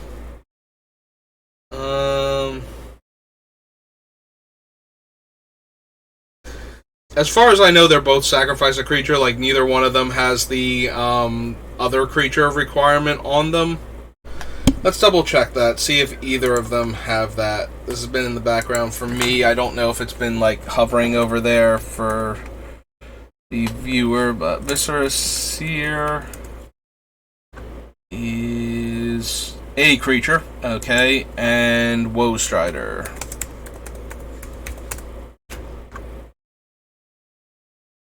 is another creature. Okay, I think that little bit helps Viscera Seer edge out Woe Strider on top of being the cheaper option. So we're going to just cut Woe Strider here. So for sack outlets, that leaves us with all of these. 1, 2, 3, 4, 5, 6, 7, 8. Looks like 8 non-land sack outlets and 2 land sack outlets, but only one of the lands is a sack outlet while it's a land. The other one, if we play it as the land, it's no longer available for us to sacrifice the creature to. I do like the overall quality of the remaining sack outlets, though. I think they're a good mix of power and versatility. And, you know, like, Goblin Bombardment's in here because it does not require any mana, and the damage can add up, and it interacts with some of our other cards. Greater Good gives us a lot of cards. Attrition requires 1 black mana, but lets us kill another non-black creature for doing it. Gerard lets us deal damage to them based on the large creatures that we're giving out, as does Kazul's Fury. Skullport and Dockside let us draw a card. Viscera Seer is extremely cheap and lets us scry one, and Gisa lets us make zombies. Like, we might have to cut 1 or 2 more of these at some point in time, but I like the ones that we have left. I feel relatively good about them, so let's go get rid of the ones on the list now from the main document. 1 second.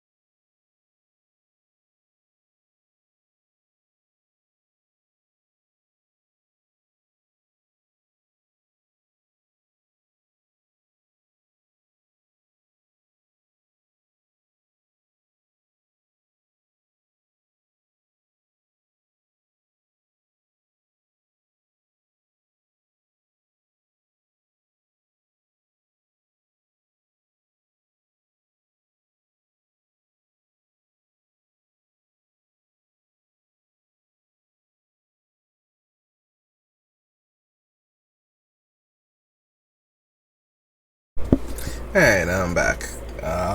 Mom was trying to figure out what we're getting for dinner, so I need to mute real quick. So we have Woe Strider, and we're gonna get rid of that one. And then Sanguine Spy, after surviving being on the other list, because she is more of a sack outlet than a, than a, way to get cards from the deck into the graveyard. Sanguine Spy, Izoni.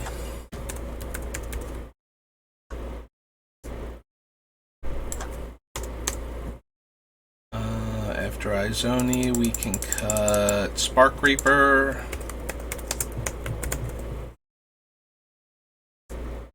Okay. Riveteer's Ascendancy. Oops. Oh. It would help if the V were in there. Wouldn't it? Riveteer's Ascendancy. Bushmeat.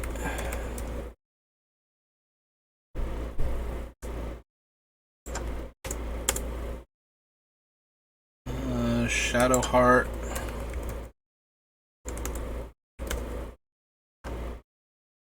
Shadowborn Demon. Shadow Archdruid, Shadowheart. There we go. Get rid of him, her. I forget what Shadowheart is. Yahenni. Sorry, Yahenni. After Yahenni, Guild Mage. Oh, Guilds of Ravnica. Yep. Guild Pact. Guild Mage. There we go. Found it. I didn't want to put Golgari because I didn't want to get, like, the Signet and whatnot, and instead I just made it worse. Bloodshot.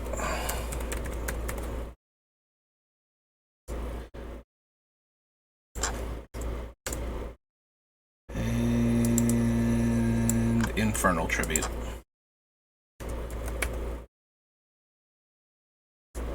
Alright. Alright, scroll back up. We got 192, and we have 1, 2, 3, 4, 5, 6, 7, 8. That accidentally put it on the list. Get rid of Yahenni again. Yahenni was 8, 9, 10, 11. Yeah, my counts probably got messed up by that, like, once before. Which is why, what was his name? Kiki's Reflection had, like, another card's full text buried in the middle of his name. So that's probably still going to be a thing, but it's okay. Once we get down to the point where I only have, like, 100, 120 cards, somewhere in that range, then I'll do another count to make sure that the count is accurate for how many cards we have to get rid of. But I'll wait until we're a lot closer to the correct number that we need before I go spending all the time looking at the cards trying to figure this out.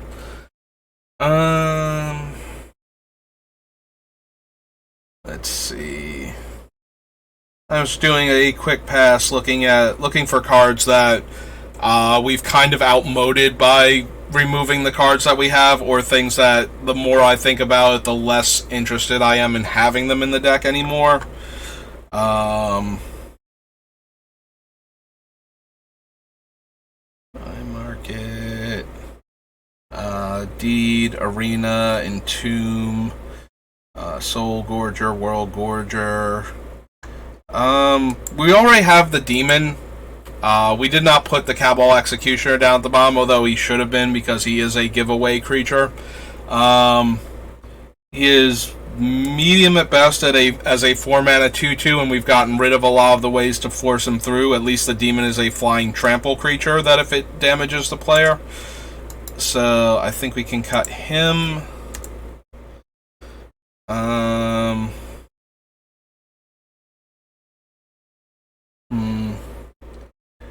think we're going to leave Seaborn Muse for now.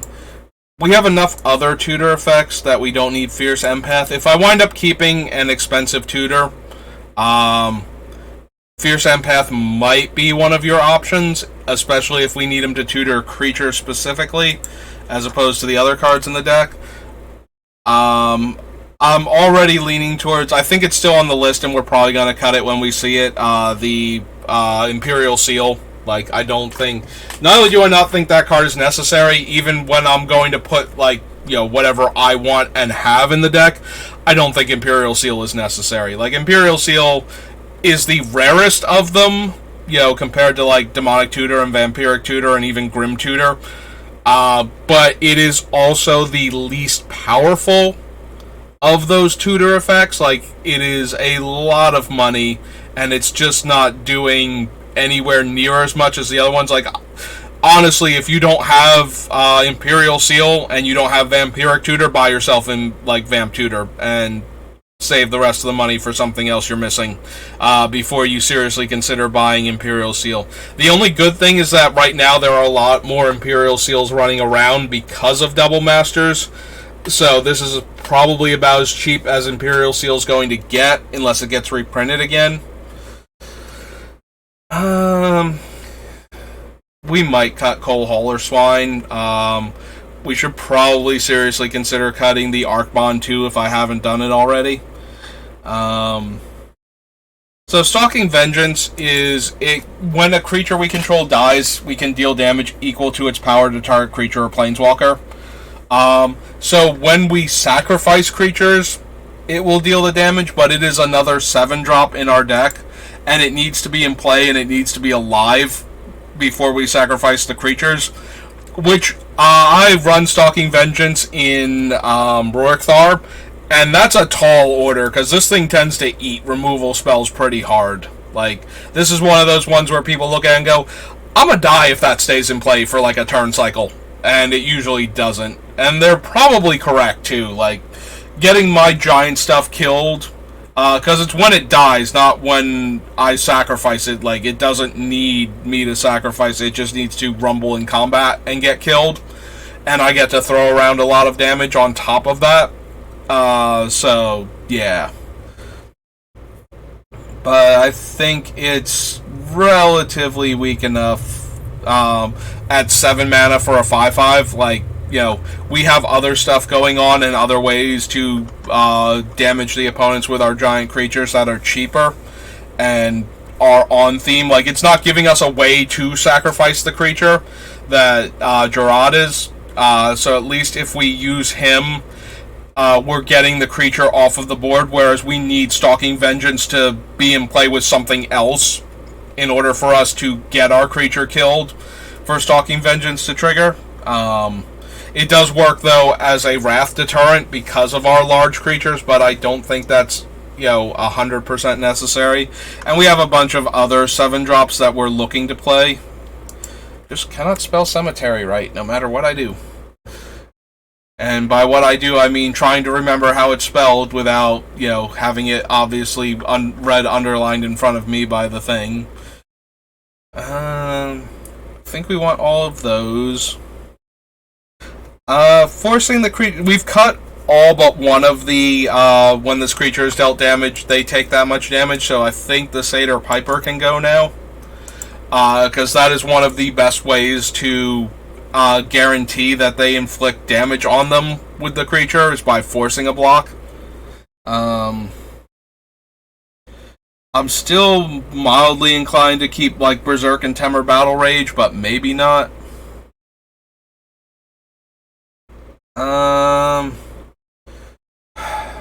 Her first plus is not doing anything. Her minus X is okay. We might be able to cut Flamecaller. Like, she's fine, and if you need another Wheel effect to replace Wheel of Fortune, I don't think she's awful for that, even at twice as much mana. You might want to look into, like, Wheel of Misfortune or something first, but yeah, I think for the sake of making room, I think she's going to be a cut in the long term. To a creature or planeswalker, Wolf of Devil's Breach. Now that I'm actually on him, do we want this effect? Probably not. It is only a 5-drop, though, compared to some of the other overly expensive creatures that I'm using for this effect, but it does require 2 mana to activate, and it has to attack to do its thing. And it can't dome players. Yeah, there's a lot going against Wolf of Devil's Breach as one of our, discard and draw, or, discard the cards that we want into our graveyard. I would rather be running some of these discard and draw effects over it. Key of the City lets us discard the cards we want to and make a creature unblockable and eventually get more cards back, so I think that one's worth keeping. I'm losing my voice from all this talking.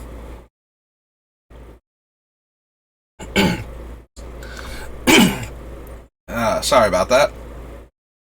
I mean, I'm going to stop to go eat soon, but I really want to get, a few more cuts in. I suppose we can keep Collective Defiance for right now. It's fine. It makes everybody discard... target player discards their hand and draws that many. Okay, so we can also use it to make an opponent who has a good hand, either is known to us or they won't shut up about how amazing their hand is, to discard their hand. I don't know that that's going to be good enough. It might not make the cut, but we have a lot of cuts to make still. So some of these wheel variants that require the creature to do stuff are probably going to get cut, and we're just going to wind up with the cheapest or most functional wheels that we can find, as opposed to 6 mana. If it gets through, I get to discard my hand. Well, Neb is 4 mana, but you know what I mean. Has to get through in order for us to discard cards to draw cards.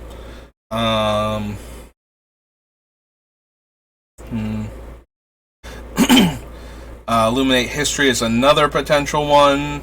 Although, it lets us selectively discard the cards, and it gives us a creature if we're at 7 or more cards in the graveyard, so both of those make this actually a reasonably strong contender for what we're trying to do. Because we have a lot of cards we want to discard. In decks where you want to play out all of your cards and then draw a fresh hand, you need a Wheel of Fortune. In decks where you want to discard your cards for value, because they have value in the graveyard or by being discarded, and this gives you, new cards to replace them, that's a lot stronger. Looting... Effectively, it's a loot as much as we want. And we go down a card. So, I like that more than, a Faithless Looting effect in this deck. We wound up not going with any of the discard and draw and make treasure ones, because they were all one-shots anyway. And we need, room in the deck for other things. I hate cutting Morbid Opportunist, but when we're doing all this sack stuff... But at the same time, we need the cards that let us sacrifice them, for the same reason that I cut the Stalking Vengeance, even though it's very powerful. I think we might have to cut Morbid Opportunist for the same principle. We need the cards that let us do the thing, not the cards that reward us for doing the thing. And we do not have enough room in our deck. We need to keep finding cuts. So that's just going to be one of them. I think it's safe to cut Body Launderer too. I was kind of low on him to begin with, and I don't think he's gotten any better for the deck since then. Yeah, we can go ahead and cut Imperial Seal. For Imperial Seal to do what it needs to do in Commander, you need to have a lot of card draw in your deck. So that way you can Imperial Seal for the card that you need and draw it that turn. Because sorcery speed and waiting a full turn cycle is abysmal. That is the reason why Imperial Seal is not, the good one out of the ones that do this. It's the worst one. Is because it's sorcery speed and you don't get the card until your next draw step if you don't have card draw.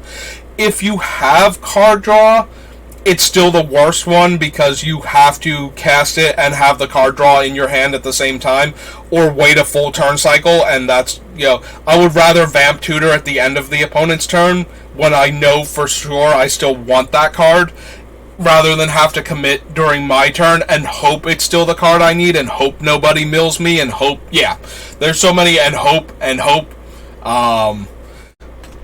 But if you have enough card draw in your deck, Imperial Seal makes it in because of that, but you still run Vampiric Tutor ahead of Imperial Seal, and you run Demonic Tutor before either of those, so Imperial Seal is always the worst of the black tutors because of that.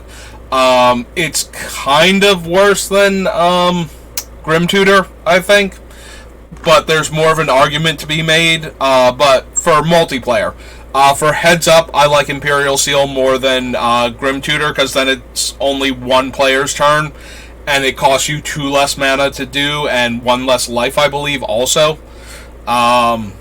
And plus, when it's heads up, that means it's vintage, and I'm normally running tons of card draw anyway, so. But it is a bit of a factor. Like, it's not an auto, this one over that one, just because. But it mostly is because of the way the decks are built. Why I would want, any of those other tutors over Imperial Seal, especially in Commander. Yep, these are all cards that we still want in the deck that we haven't needed to replace yet. Do we need the 8-drop that effectively deals our opponent 12 if we give it away and they attack and deal damage? Because Archfiend of Despair is already like 2 mana more than Wound Reflection, and it's vulnerable as a creature, but it's also okay to give away. I feel like it's going to get cut eventually just because it's too expensive for us to use, and it's not good enough to give away. Like, it's similarly to the other creatures that just add some extra damage. It can be a lot of damage, like, it might still be correct to run it, but because of how expensive it is, and mostly how expensive it is. Like, at 8 mana, we are almost never going to cast it ourselves, because we're not putting the colorless artifact ramp in. Like, already committed to that, and the downside to that is I either have to go back and add that stuff in, or I can't run a card like that thing anymore in this deck. So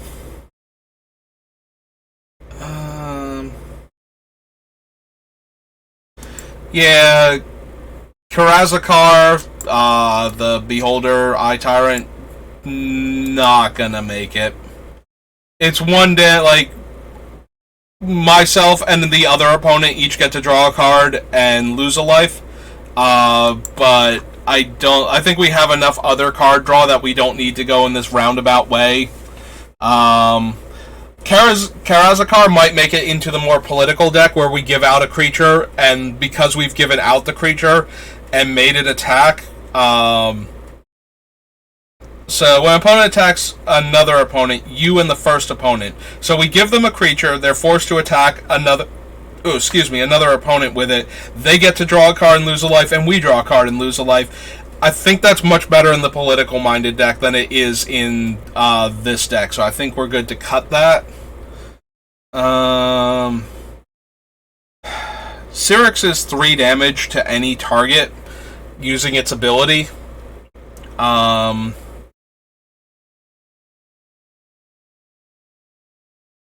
We might wind up cutting that because it's too low power, but maybe.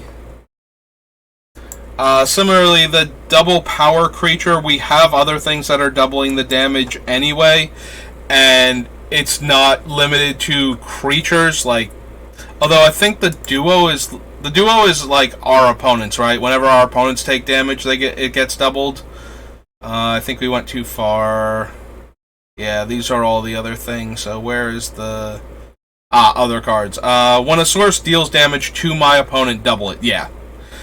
So I think that's better than like the Death Kiss at that point, doubling the power.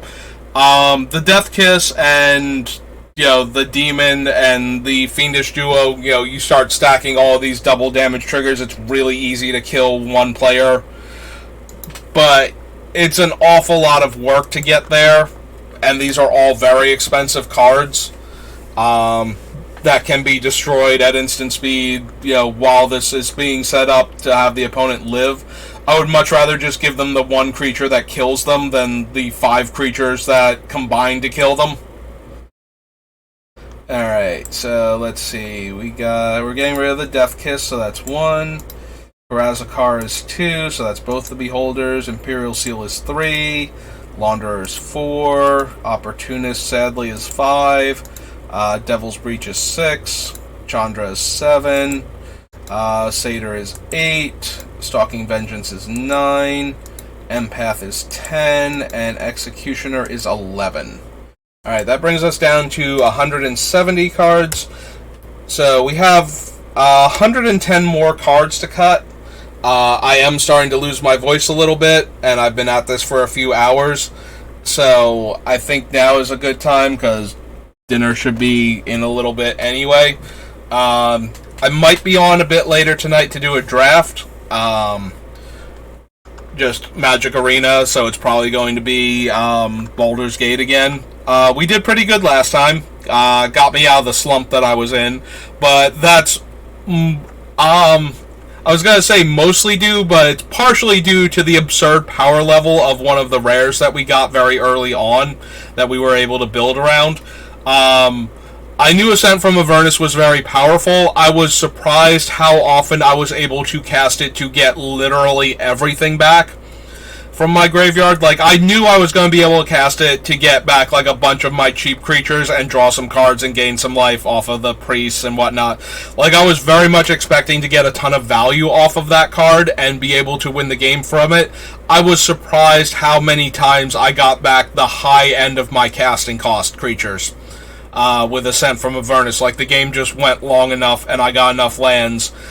I did build the deck so it was capable of doing that, but I was very surprised that it consistently did that. I was sure casting Avernus on, like, 7 mana, so getting back 4 drops, was going to be the most reasonable thing for it. So casting it for 9 mana consistently was very surprising. But yeah, so I might be on again later tonight, but it's going to be to do one of those. So, thank you for watching. I hope this has been enjoyable. We are getting there.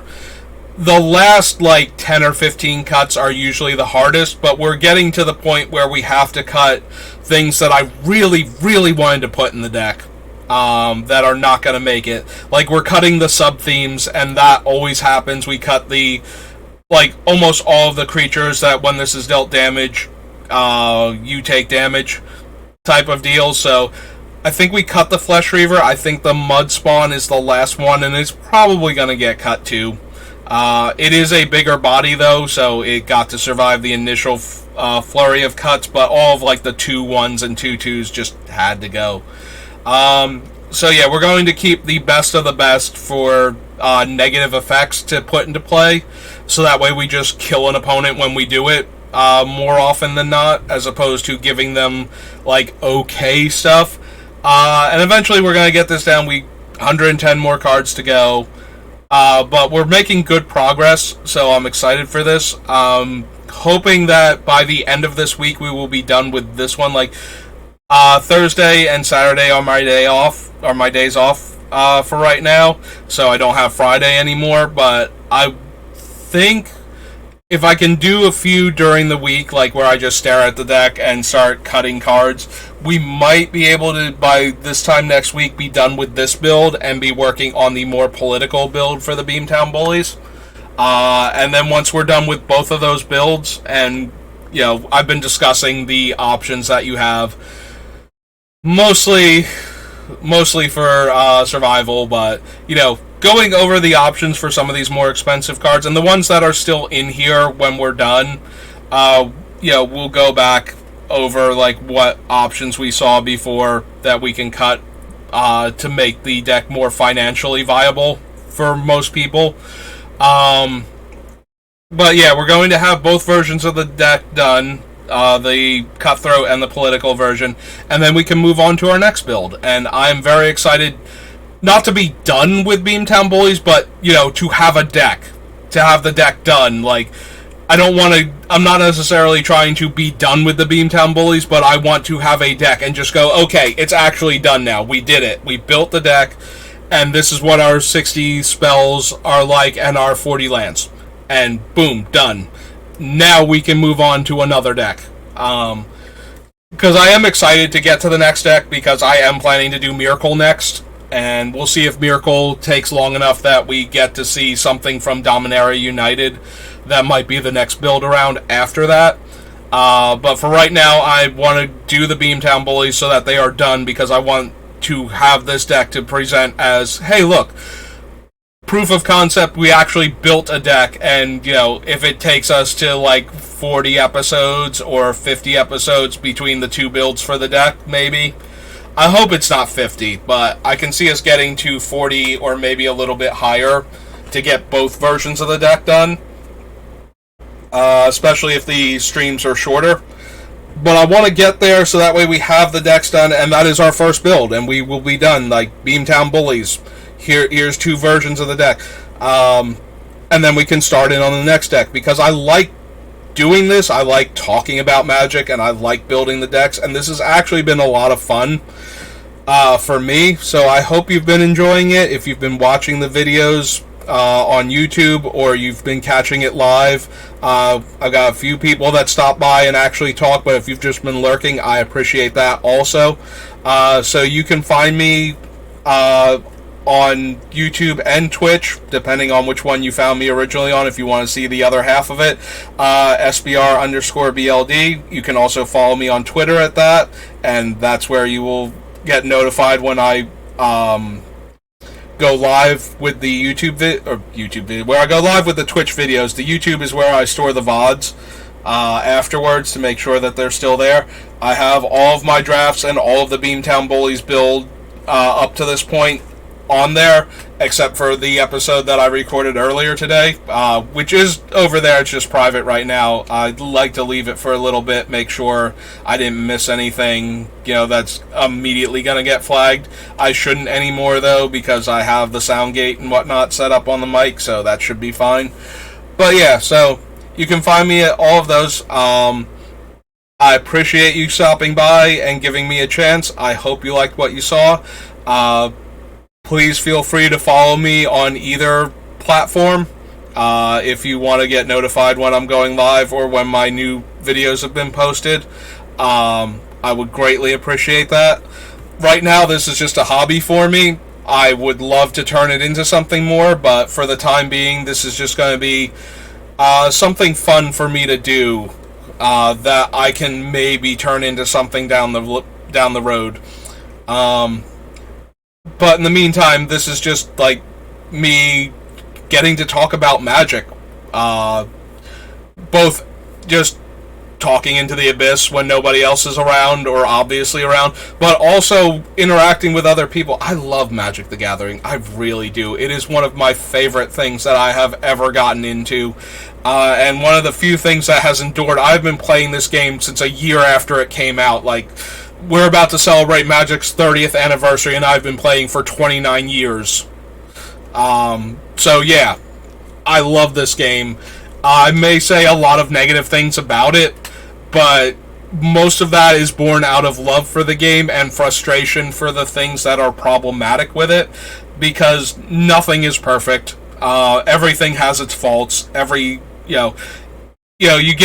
You see a thing and you fall in love with the thing, and you kind of ignore everything that's wrong with the thing that you've fallen in love with until you've been around it long enough. And I have been around this game for almost as long as it has been around to be there, for somebody to be around it for. So, I'm as close to being there from the beginning as I could ever have gotten, reasonably. I'm not back when I was my parents and my grandparents were not going to drive me to Gen Con. I wouldn't even have known it existed and wanted to go. At that point, to get there to purchase Magic the Gathering for the first time, the Alpha Starter decks and whatnot that they had on sale, to get into this game. Like, I got into it as early as I was ever going to get into it. Like, I had a friend, he showed me some of the cards, I thought it was cool, we kept hanging out, so eventually I got into the game through him, and that was just how it started, and that was back in, 1994.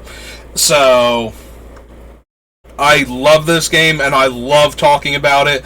I love building decks. I love playing the game. Like, when you watch me, as frustrated as I get for losing on Arena, and as frustrating, Arena is probably my least favorite way to experience Magic, except that it is there, and there are tons of people on all the time, and you don't have to wait to get a game started, and it is still a game of Magic most of the time. Not discounting Arena's love for end of the bell curve draws, where it's the extreme ends of no land, all land, one of type of land only type of deals. It's still Magic, and I still love playing. I just, get frustrated when I have no chance of winning because of, things that are going on. But I do love the game, and I love talking about it. So if you love listening to me talk about it, I would appreciate it. Even if you just keep listening to me without telling me, that's okay too. Like, if you just don't feel comfortable going, oh, hey, Saber, how you doing? I understand that. Lurkers are one of the lifeblood of Twitch. Just having people in the background adds to my viewer count. If my viewer count were higher, I might have a more reasonable chance of turning this into a career instead of a fun hobby. So yes, you are greatly appreciated. But if you ever want to say hi, if you ever want to give me a follow or like any of my stuff on YouTube, I would greatly appreciate it. It means so much more to me when I see positive interaction. I'm so used to the internet being a negative thing. When you interact with people, if you don't very much cherry pick who you're interacting with, that to have random people be encouraging, to show up, some of the people I know IRL who have shown up, but other people I've met just because they stopped by to say hi and watch me build these decks. And that has been wonderful. The one random hello Hex, the one random that I have on YouTube, just to have that be the first thing that anybody responded to any of my videos with was amazing. Yes, hello again, Vulcan. You have returned just in time for me to be wrapping up for the day. So we got through all of the sets.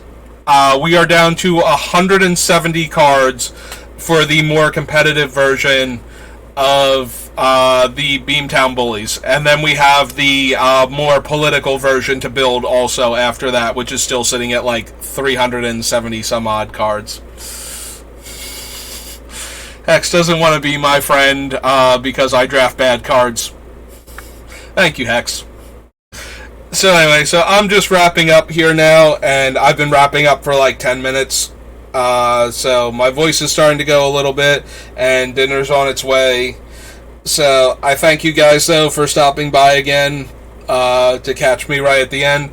I might possibly be back on later on, but I'm going to be doing a draft, and that means that the chat will not be visible to me and will be trapped in emote-only mode. So if you want to watch me draft bad cards and suffer through Arena's Alchemy set, which I think is the thing that is live right now, you are more than welcome to stop by later. If not, thank you for stopping by at all, and to everybody else that's watching it, thank you also, and I will see you next time. Have a good rest of your day.